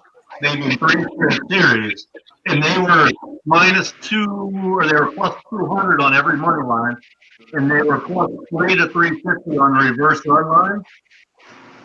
And I would think the team total was over. So, and they won like 10 or 12. So that was like 5 units a night on those wins because I had the reverse run line, the money line, the team total over, and then the full game over. Like 18 or 20, or whatever it was. It was almost a month worth because the Reds were hitting. That's sharp, and it's correlated. Yeah, that's a great call there. Yeah, full game over, team total over, and the Reds killed it. They got Votto back, so no one else they picked up, but that division that they play in. I mean, Well, they got Votto, they got Suarez, they got Gwinnett, they got Puig, Kemp, Scheffler. I mean, Gwinnett picked it up last year. I mean, they're gonna hit. They're gonna really hit. I think the Cardinals are gonna hit too. Sorry, Ant. I think with Goldschmidt and Wong and Carpenter and Yachty and Martinez and Wright, and I think Hader's gonna be. Yachty. Isn't Yachty like 78? He'll get you 15 and 16. He's still got another year left, big time, especially at the plate. And I really like the center fielder, Bader. I think Bader's going to be a really nice player out there in center field, too. And I think he's their weak link. Colton Wong can play. Or wait, did they trade him? I think Wong did get traded. I think he went to Tampa. Took money, took a big paycheck playing for the Rays, huh? Wong did? Yeah. Jesus Christ. Can't blame him. And wasn't Carpenter was almost an MVP last year. He's solid. Yep. Chris Carpenter. Almost, really, like. Yeah, Matt Carpenter. You know who was almost the MVP? The guy who should have been the MVP? Baez should have been the MVP last year. I don't know what the hell they were talking about with that Yelich feller. What a bag of Baez shit. Baez is so good. You know, MVP for the Cubs. I am so excited that I'm a Cubs fan and I get to watch Baez every single day. Getting to watch Baez 162 games out of the year is just it is the greatest treat to just watch Baez play every fucking day. He is. And look for Chris Bryant to regress back to the mean and play like it did in 2017 when you guys won the World Series. Look for Chris Bryant have a bounce back year. Obviously, you got Anthony Rizzo in the lineup. You know, they got the players: Baez, Rizzo, and Bryant. Well, the thing is like everyone wants to shit on the Cubs this year on their projections. And I'm like, well, don't the Cubs have 3 guys in their lineup who finished in the top 3 in the MVP in the last 3 years? You know, Bryant won it. Rizzo finished like 3rd in 1 year, and didn't Baez finish? Well, in my mind, Baez was the MVP, but he finished 2nd to some dipshit named Yelich from some team that doesn't matter. But you know, the Cubs got like 3 guys in their starting lineup who finished within the top 3 in the MVP in the last 3 years.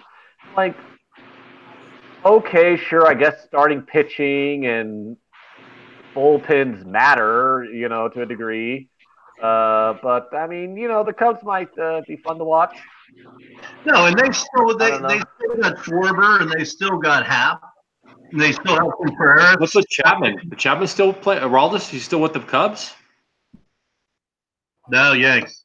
No, he signed with the Yanks.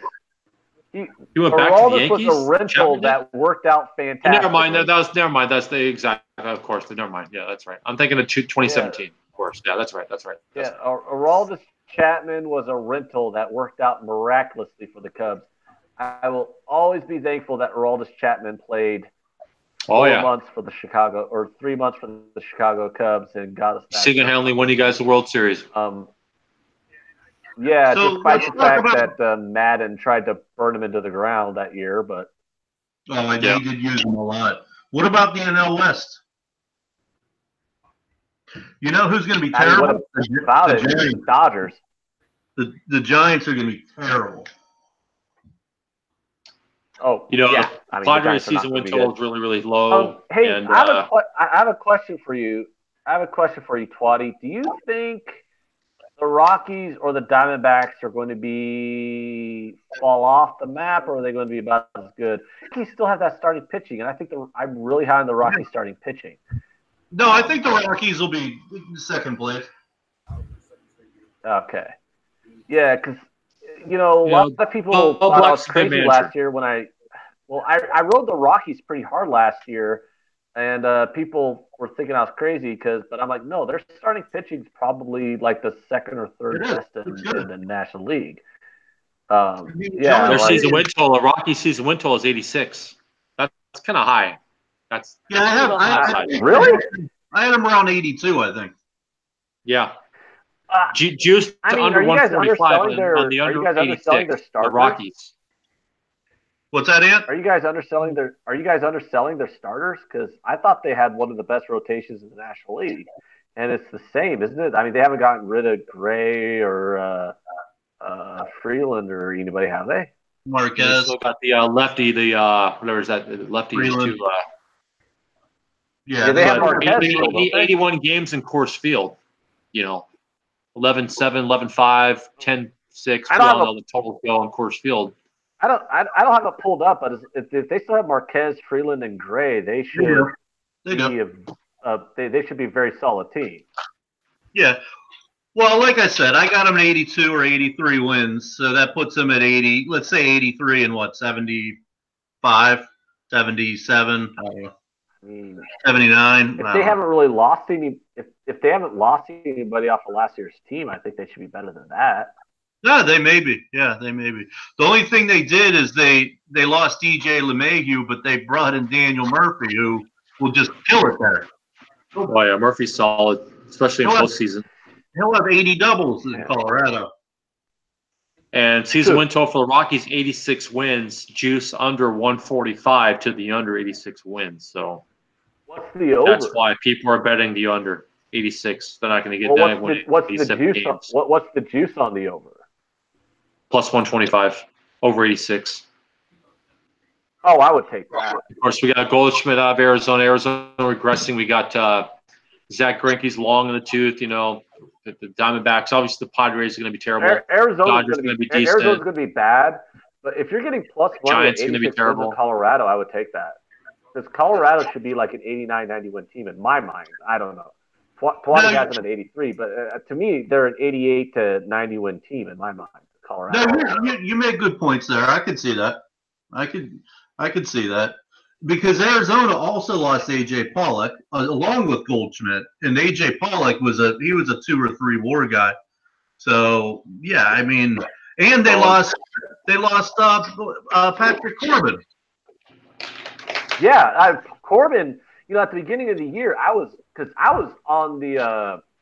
I rode the Diamondbacks hard for like the first 6 weeks of the season. When they were just fucking cashing ticket after cashing ticket. I think they won their first 10 series. I took them on series bets in it, and Corbin was one of those big reasons. Corbin was lights out last year. And, so him going to Washington. Washington. You're going to put him in between Scherzer and Strasburg, or are you going to put him at number 3? I would say he's better than Strasburg, at least off of last year's performance. I mean, I would rather go righty, lefty, righty than righty, righty, lefty. Yeah. I mean, yeah, you split up the hard-throwing righties and you put Corbin in between them. Yeah, like Corbin was a really good pickup for the Nationals. That's probably, I mean, if he pitches anywhere close to what he did last year, because the thing you got to remember though is like he had his best year last year when they put in a humidor. So, I mean, is he still going to be as good as he was in Arizona? Because Arizona's humidor did kill offenses. That's why their stadium was Arizona was like the biggest under stadium for like half the season last year. Yeah, well, yeah. I mean, I was hitting those unders like crazy last year with the Diamondbacks, throwing out Corbin. They were throwing out in a humidor stadium, and it was like, oh yeah, look at that, another 4-2 game. You know, so it was like you're just like cashing under 8.5 like crazy in that fucking stadium. Yeah, there was a ton of the humidor. It didn't really matter. There were a ton of balls. I saw Goldie hit a ton of balls, though, I thought were gone, and I'm like, oh, shit. It ended up at the warning track. Yeah, that humidor destroyed offenses in that stadium last year. That was like the market picked up to it after about 4 weeks, but like for the first 4 weeks of the season, they adjusted and moved into like 7.5, so you're seeing like a lot of 7.5 totals. Talking about Rockies home games? No, I'm talking about like Arizona. Arizona put in a humidor. Okay, yeah. Well, Arizona is second to the Rockies for overs. Ball carry, especially in the summer when they have the roof open. Not last year. They put that humidor in and it destroyed the offenses. Oh my God! The Diamondbacks put a humidor in. The Diamondbacks did that. Yeah, they always were an over team, but last year they weren't. Yeah, because ball carry is a lot in Arizona. That's the second to the over. Yeah, you were getting 8.5s and 9s in April, and for a part of May, you were getting 8.5s and 9s at the Diamondback Stadium, and you were just cashing under tickets like nobody's business. And when they finally adjusted and started lining it at 8 and 7.5, it still didn't matter. The games were all coming out like 4-2. I mean, that was one of the best under stadiums in MLB last year was Arizona. Because they had 3 top-line starters in Corbin, Greinke, and then when Ray was healthy, he was doing pretty good down there. And the ball carries in Arizona. When the weather's warm, it's summertime. And they had it carries. Yeah, it does. Yeah. Even with Goldschmidt and Pollock, their offense was fairly anemic. So you were just getting unders like the Dickens. especially with the Mets with the down the plate there. Oh my God! Oh, the Mets offense was disgraceful. Jason, your Mets offense was so despicable in that fucking stadium. Oh my God! It's terrible. The Padres offense or the Mets offense? We are so No, bad. the Mets. When the Mets played their series in Arizona, that was like the easiest unders ever. But yeah, like every game in that stadium came out like 6 or 7 runs. So they even started lining shit at like 7.5, and it was still going under. That was like the biggest under stadium in baseball last year. Was I'm a gigantic baseball follower and handicapper. I had no idea that in Arizona they put a humidor. That's surprising. Did not fucking know that. Is that true? Trotty Latte, is that true? Yes. Yeah. They put a humidor, and Coors Field's had a humidor in Coors Field for 10 years now. Plus, I know that the Diamondbacks put that in. That the Major League Baseball at Diamondbacks had a humidor for the baseballs. Wow. It went from the best over park to one of the worst over parks. Yeah. Vegas adjusted midway through, but there were some good overs in the summertime for betting the Diamondbacks at home. You know. Not last year. 8.5, 9, somewhere in that range. Some of the games were. Yeah, you were not getting 9. Chris, you weren't getting 89. It was adjusted after April. There was not a single 9 all season in Arizona. You did not see a single 9 all year in Arizona after April. Well, there was a few. Adjusted to that humidor. No, there wasn't. There was no 9. Yeah, there was. You never saw 9. If you go back and look, there was. Yeah, there was 8.5, 9s. I mean, they adjusted it down, but I'm sure it would depend on who the Arizona home line with Greinke long in the tooth. No really good starting pitcher for the Diamondbacks, unless Kershaw is on the hill. You see an 8, 8.5 at Arizona, maybe an 8, flat 8. In Arizona, Kershaw's pitching on the hill at Arizona. Then we see an 8. But you'd have Kershaw versus Greinke in Arizona was lined at 6.5 last year. Well, Kershaw against Greinke, yeah. Kershaw against anyone else might be an extra half point, half run, full run. No, I'm just saying last year in Arizona after April, you never saw a 9. Even I mean, it was the biggest under park in baseball last year. In fairness, their pitching staff were a lot better too. I mean, you had Godley as your number 4 or 5 or whatever, and he was pretty good. So their pitching staff, that's part of the reason that there wasn't as many runs as well. But, yeah, I mean, the atmosphere definitely played a part of it. Yeah, that humidor. Yeah, they had Godley, and the thing with Ray, though, was he was good in spurts, but he could give up some runs, too. Like Ray was one of those guys where you look at his stuff and you think he should have like a 2.50 ERA, and then you look at it and he gave up like 4 runs in 6 innings, and you're like, how the hell did that happen? So Ray was always kind of an enigma last year. Plus, he was injured half the season too. Jason, you don't have anything to contribute? You've been like quiet for an hour. No, not when it comes to fucking baseball, man. I'm trying to give the people the best content possible, which would be you guys. And I'm sending Natalie the UFC schedule for the next 2 months through email. So all I know is the Mets suck. They're not going to have 90. They're not going to win 90 games. I don't care what the fuck you guys say. All right, we'll aside that. Not the season win totals on the Mets? Fuck. Oh, 90. No, that's what Anthony thinks. Yeah. I'll bet the Nets are going to win 90 games, Jason. 85.5. I hope you're right. Over. That's starting pitching. 85.5. That's a 4-unit bet over. The Mets are going to go over 85.5. The Mets are going to be good. Think about it. They brought in maybe the best reliever in baseball, or in the top 2 or 3, in Diaz, and they brought in Cano. And their starting pitching is ridiculous. I hope you're right. Jason, even Pacoda says they're going to win 89 games, and Pacoda is like infamous for like undervaluing like the outliers. You know what I mean? Like Pacoda doesn't grab the outliers very well, so they had the Mets in like 89 wins. So you should really think of that as like a 94 win team. But here's the problem with the Mets. It's not their talent or anything. It's that they're in a division with the Nationals and the Phillies, which are both those teams are really good as well. I mean, the Nationals can pitch; they can still hit with Soto and Rendon and all those guys. And then you have the Phillies with their pitching. I mean, Phillies starting pitching is ridiculous as well. And Nola, yep. And then everybody. What about the Braves though? Like who's the Braves? And the Braves up and coming too. The Braves. Kimbrel signed with Greg Kimbrel just signed yesterday. The closer for the Sox. Who did he sign with? Greg Kimbrel.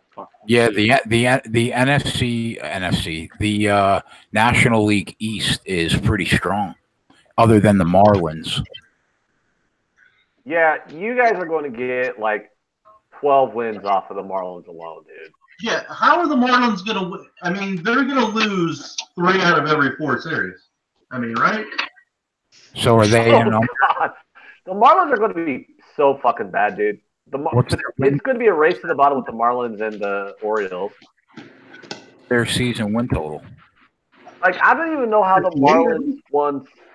What did the Marlins win last year? I know I had them under 64.5 and it hit, but like, didn't they only win like 63 last? I think I'm thinking they lost 98 or 99. Yeah, they're going to lose 100 though, because they got rid of what's his bucket? Duda that was his name, right? Like that big dude who had home runs. I can't remember his name. Who? Justin Bour. Yeah, Bour. That's it. Yeah, didn't they get rid of him? Who'd they trade him to? Well, the big one is Rio Muto is going to be the one that kills them. And yeah, they just fucking unloaded like everybody. They have nothing. They still have Starling Castro. Yeah, they don't have Starling Castro fucking bad. anymore. Yeah, they have nobody. In a nice stadium too. Who did Starling Castro go to? I can't remember, but I know they got rid of him too. I think he's still there, unless he went. No. They got rid of Castro, didn't they? I hope they did. Poor Castro. I think he's still on the block. Man, the Cubs traded him 1 year before they win the World Series. In order to have a nice outfielder. Brian Johnson is a nice player. Derek Dietrich is okay, I guess. Their center fielder has potential, but they're terrible. No, they're bad. They're going to be terrible. Yeah, so Jason, be happy. You're going to get at least 12 wins in those 18 games against the Marlins. Marlins are a AAA ball club. It was like a dream come true when we made the World Series. When Derek Jeter bought that team, he completely fucking took them into a shit show. The Marlins. God, look what Jeter's done to that squad the past 2 years. The Miami Marlins. It's terrible. It's funny. I mean, why buy a baseball team? Not if you're a Marlins fan. And Joe Torre, no, I'm not, but Joe Torre allowed Derek Jeter to buy part ownership of the Miami Marlins. He owns the Marlins. Derek Jeter does. But he stripped that roster down to fucking beyond bare bones. I mean, shit. Their payroll is what, $45 million? Well, if that. Yeah, but you can have a bad payroll. Illegal. You like the Pirates have a very low payroll. Then obviously that's my team, and they're still going to be 80, 81 wins. You don't have to lose 115 games, which they probably will. I mean, Miami can lose 110. I mean, I think pretty easily. Yeah, Marlins payroll 60. Yeah, it's normally when people try to predict like those big numbers, like 105 wins or 105 losses or whatever, I'm kind of skeptical because it's kind of hard to like predict those big outlier numbers. But I can't argue with anybody who says, yeah, the fucking Marlins are going to lose 110 games. I mean, why the hell not? They're going to be that bad. Well, Ian, think about it this way. They're terrible. I mean, it's fair to assume that it's possible that they could be an underdog in every game. 162 games. I mean, because who do they play in the cross? Only very few certain spots will be faves. Not more than 1 plus 110. Not more than minus they play the NL East. the whole season. The NL East played the AL East last year, so they're not going to play the Orioles again this year. So yeah, if they go, oh shit, you're right. They could be fucking underdogs in every game. That's rough. Can you imagine that being an underdog 162 straight times? Oh yeah, that'd be the first time ever. Look at the run lines. The Marlins will plus 1.5, minus 140, or plus 120, plus 110 on the run line. The Marlins will, Jesus. They will be the whole year. Fucking even at home, plus 1.5 on the run line, plus 110, plus 120. I've never bet a plus 1.5. Lose 10-2 in baseball. Yeah, run lines. I only take plus run lines. I don't take minus 1.5 run lines at all. Never. Well, I'll take plus 1.5, not minus 1.5. I'll never take plus 1.5. I've done minus 1.5, but I create a lot of minus one lines in baseball. Mainly because I just it lowers your variance, like over the course of a long season. Because over the long run, whether you bet the money line or you bet the run line, it's all the same goddamn thing. Yeah. The juice is going to even itself out over the long run. But I think I create minus one lines a lot just because it lowers your variance. You know, like over the long run, I know it'll probably it'll all be the same, but I just think when you do the minus one, when you create a minus one, I just like how it lowers down my variance. So that way it's a much more steady flow throughout the course of the season. And I do 70-30, money line to run line. So 70% on the run line, 70% on the money line, 30% on the run line, minus 1.5, plus 1.5. That way you split it out a little bit. If it lands on one, you push, you get your money back, you break even. If they cover by 2, then you win both bets. Well, what I'll do if a team is like a minus 180 favorite and then they're like plus 110 or whatever on the run line, I'll basically bet to win a half unit on the money line, and then I'll risk a half unit on the run line. So that way, if the game comes out at 1, it's essentially a push. And then, if I lose the bet, then I basically cut the juice that I lost out in half. Yeah. So that's what I mean by it lowers my variance. In the long run, it's the same thing. Like people like to think that, if you just bet the run line on favorites a lot, you cut down your juice. No, in the long run, it's the same goddamn thing. Because you all those times you get plus 110 when it hits. You're going to lose a game because they didn't cover the run line, but they won by 1 run. So in the long run, I think it's the same thing. It just lowers your variance. That's what I just like that. It's like I don't want to have like those big swings up and down. With some guys, they're like, they just take a lot of plus prices, and then you just have really high variance on that. Or you might just like lay a bunch of numbers on favorites, which that can up your variance too, because if you lose a couple of minus 200 favorites in like one day, that can be kind of hard to come back from. So that's why I do. You're not laying 200 in Major League Baseball the whole season. I know you're not, are you? The most I lay is minus 140 in baseball. I'll lay minus 200.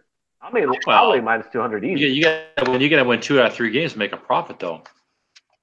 You lay $2. You don't blindly do it, but absolutely. Yeah, there's so many spots throughout the season. I don't lay more than 140, 150. I'm with Ant on this. Off line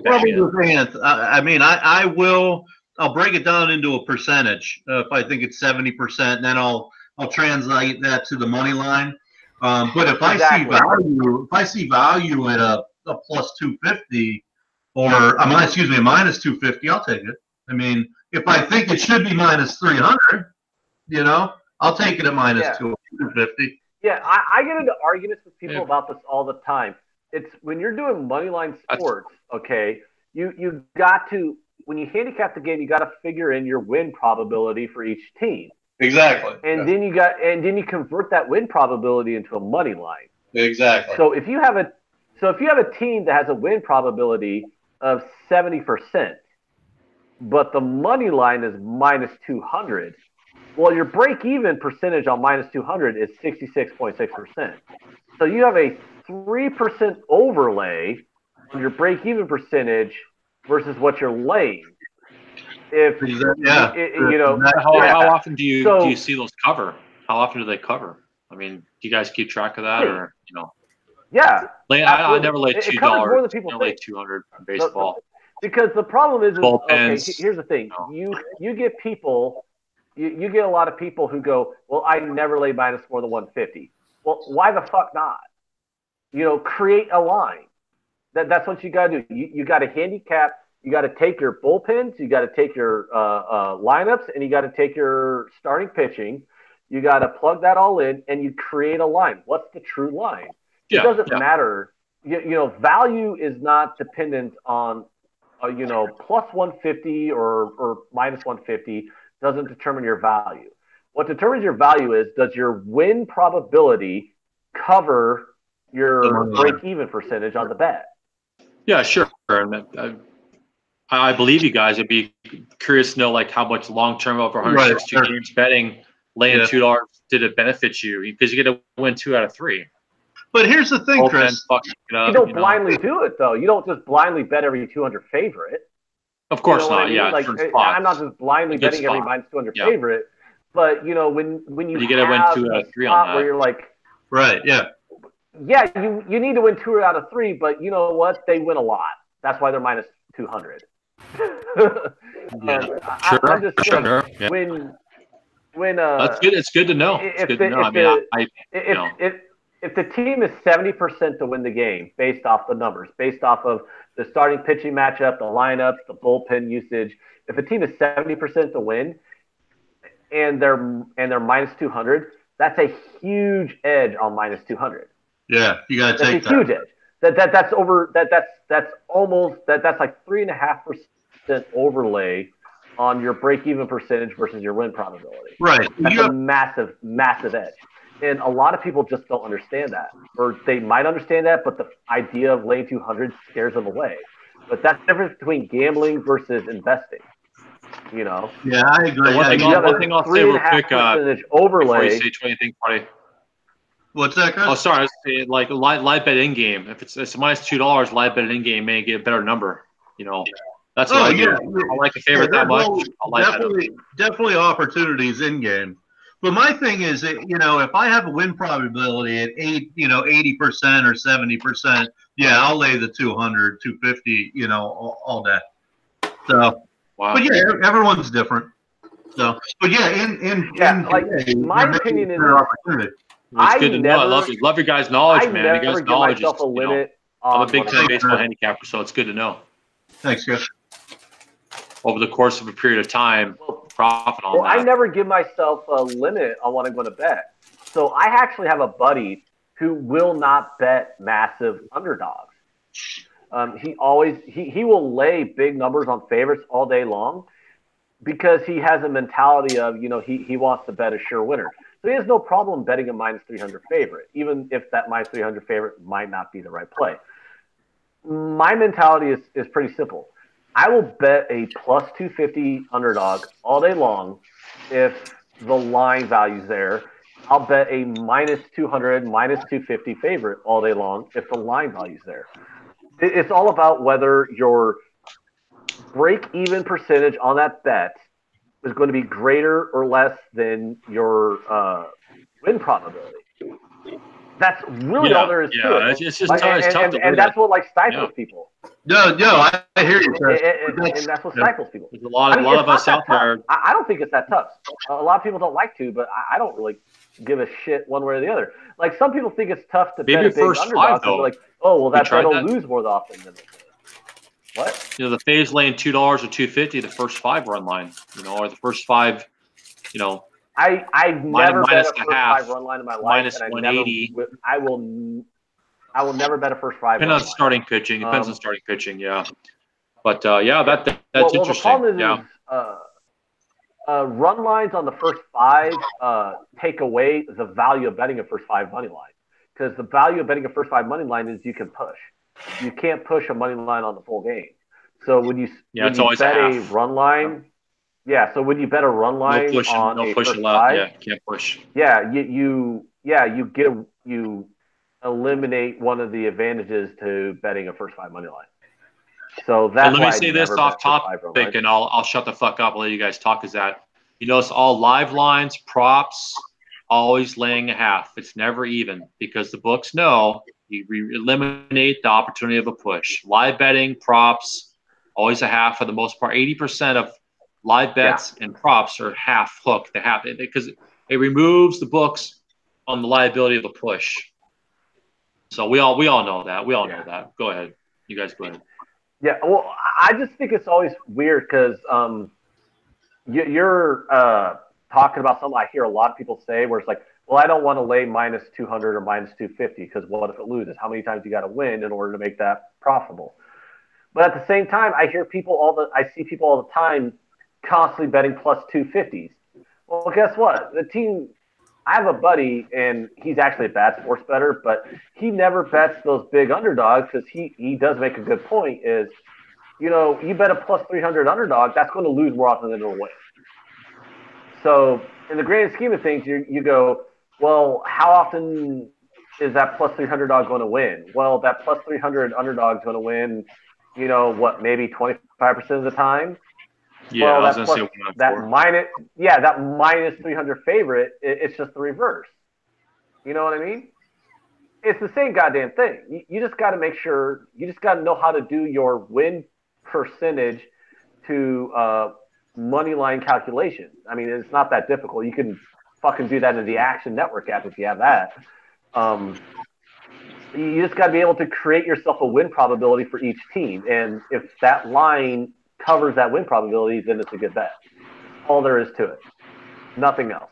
It doesn't matter what the line is. It doesn't matter if the line's plus 200, doesn't matter if the line's minus 200, doesn't matter if the line's plus 400 or minus 400. There can be value on any number as long as it surpasses the win probability. Yep, I agree. Does anybody have we got a line yet for Hofstra? Anybody have a line yet for Hofstra against Charleston tomorrow? I'll check. I actually need to check that Omaha line because I was talking to you guys about how I'm just going to butt sex the crap out of that fucking over on the Omaha game tomorrow. So let me see where that. Yeah, Hofstra's a pick'em. Hofstra's a pick'em. Going by College of Charleston to pick'em right now. Yeah, are you on that side? I'm a bet up right now. It's going to go to -1. I'm not sure. I'm going to look at the game, but they've been incredible this year. I'll be on Gonzaga, that's for sure. I'm just gonna ride them ATS until they lose. Omaha, the total's 165.5. Oh, those bastards! They had to do that, didn't they? Yeah, they did. Oh man, if that total was in the 150s, I would have just demolished that. I would have been the Catholic priest, and that total would have been the choir boy. Pow! You know what I mean? Gonzaga's laying 20 right now. That's going to close at 21.5, 22 by tomorrow. It's amazing. They just cover every fucking night. Yeah, I'm not even going to research it. I'm just going to take it. Yep, right now at 20. Gonzaga will close at 8 p.m. tomorrow, 11 p.m. EST at 22, 21.5. Hey, Jason. Yeah. Do you really want to bet? Do you really want to bet on an Omaha South Dakota State under, no matter what the total is? I don't know. They could go over that, Ant. Definitely. 165. What's that? 85 to 81 game, and you cover the over. Oh man, that is a high total though. Son of a bitch. It's almost like the books caught on to the fact the last game Omaha played, the total was 146. Yeah, and now it's in the 160s. They figured it out. They bumped it up 20 points. I still kind of will take that under. Yeah, I know. Well, look at their pace of play and offensive efficiency rating, and they don't play any defense. I mean, South Dakota State can score 95 easy. I mean, like Omaha does not play defense. I agree with that. And oh man, that's high, but I still want to bet the over. if it was like 155, it's a 2-unit play on the over. But at 165, it's like maybe a half-unit play. Because under no circumstances am I taking an under. Like, I think Gonzaga comfortably covers that 20 against Loyola. The problem with Loyola is, I think, if I'm not mistaken, they're like 12-2 at home. So they ball out at the house, but I don't know. Like I said, I'm just going to take them until they prove me wrong. I just took -20 with Gonzaga. I also took Golden State in game -120 on the money line. I don't see them lose this basketball game, despite them being down the whole game. I don't have a total on this yet, but check the total on Oral Roberts, North Dakota State. I have a number in my mind that's a buy sign. So 145. What number do you have? Yeah. I was hoping it was like 142. Yeah, 145. 145. That's tough. God damn it. North Dakota State is -7.5. Yeah, I have the line. I have the sides. I don't get the totals till the morning, so that's why I asked you about the total. God damn it. 145 that's a tough total for those two teams because North Dakota State does play a little bit more defense and they slow the tempo down a bit. But Oral Roberts, I could still see them going over that total. But at 142 it'd be easier. 145 it's harder to take. Furman's only playing 4 points against NC Greensboro. Furman has been fucking teams up, man. Jay, do you think that FanDuel is copying Vegas's lines and making their own lines? Because you either copy Vegas's lines, FanDuel, or you make your own lines. What do you think FanDuel's doing out there? I'm really not sure. These lines are often they're off from Vegas. Okay, I'm going to tell you the right offshore now. Books follow Vegas lines for the most part. Hold on, guys. Everybody bet it now because I am, and I'm going to tweet it out too. IPFW minus IPFW -3 against Denver tomorrow. Take it. ITF +3, huh? IPFW, Indiana, Purdue, Fort Wayne against Denver. Minus IPFW versus Denver. IPFW -3 at Denver. Lay it. Denver's fucking terrible. IPFW's the second or third best team in the Summit League. Like IPFW and Omaha are like neck and neck on who's going to be the second best behind South Dakota State, and Denver's the worst team in the league. Why are they only laying 3 then? Because they're at Denver. That fucked me today with Sam Houston State. Dude, it's because they're at Denver, so they want to they want to pretend Denver has something. Hey, what's the total on that? Because IPFW could put up 90. 159. Yeah, God, same thing I have. Damn it, they are laying 3, 159 on the total. I'll take the okay. I'll have to lay out the total. My line would be -145 by tomorrow morning. IPFW. That 3's scary. Nope, that 3 ain't scary. I'm taking it right now. On the road, cover against Denver U, huh? Yep. Denver fucking 140. Sucks, 140 tomorrow. Who's your Summit League expert in this chat? Okay, I'm telling you right now, Denver's fucking balls garbage, and IPFW is going to fuck them up. IPFW is winning this game. Where the hell is IPFW again? Where's it at? I have no idea. Fort Wayne, Indiana. Oh shit. IPFW is Indiana, Purdue. The Hoosiers, little fucking bitch is IPFW, huh? Indiana Hoosiers. IPFW is that sort of bitch. Who you got in that Hawaii game tomorrow, Larson? Well, the Hoosiers stopped scheduling IPFW after they beat them 3 years ago. Who you got? Fucking Denver University. Jesus Christ. In that Hawaii game tomorrow night? Who I got in the Hawaii game? Go fuck yourself. That's who I got in the Hawaii game, Jason. Okay. All right, so that is going to be in a tweet that I'll send out later. But yeah, I am taking IPFW -3. So the Omaha game, you know what? I'm not going to lie. I am going to put a half unit on that over, but it's a trepidation. God, they really caught on them. They really caught on those totals, man. But that total that could still go over though. I mean, like, come on. Like their last game went over 200. You know. I'm Oh, looking the at Warriors. I'm looking at this card, and I don't like anything. I was looking at the Houston Connecticut game. That probably is the best game on the board. I was just looking at that game. Connecticut is terrible. I don't care if they're home or not. That's it. That's the only thing that's keeping me off it is their home record. I mean, they play well at home, but you're right. In Houston, I think is like 23-1, 22-1. But I mean, what is it? 8 points, something like that. 8, yeah.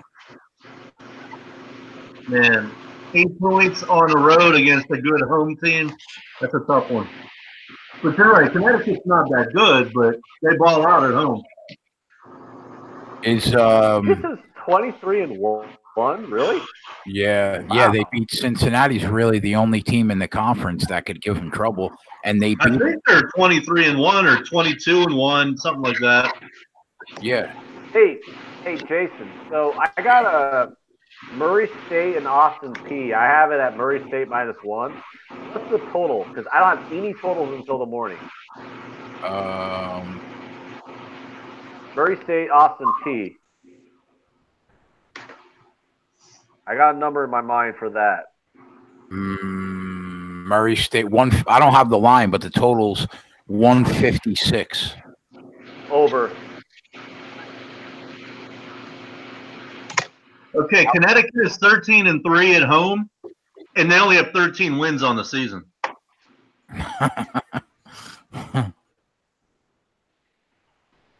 Okay. Wow. Murray State, Austin P. I was thinking that should be 160. So if it's at 156, I think that's over. Murray State, Austin P. That's an 88-80 game. Yeah, John Murray State and Moran Austin P.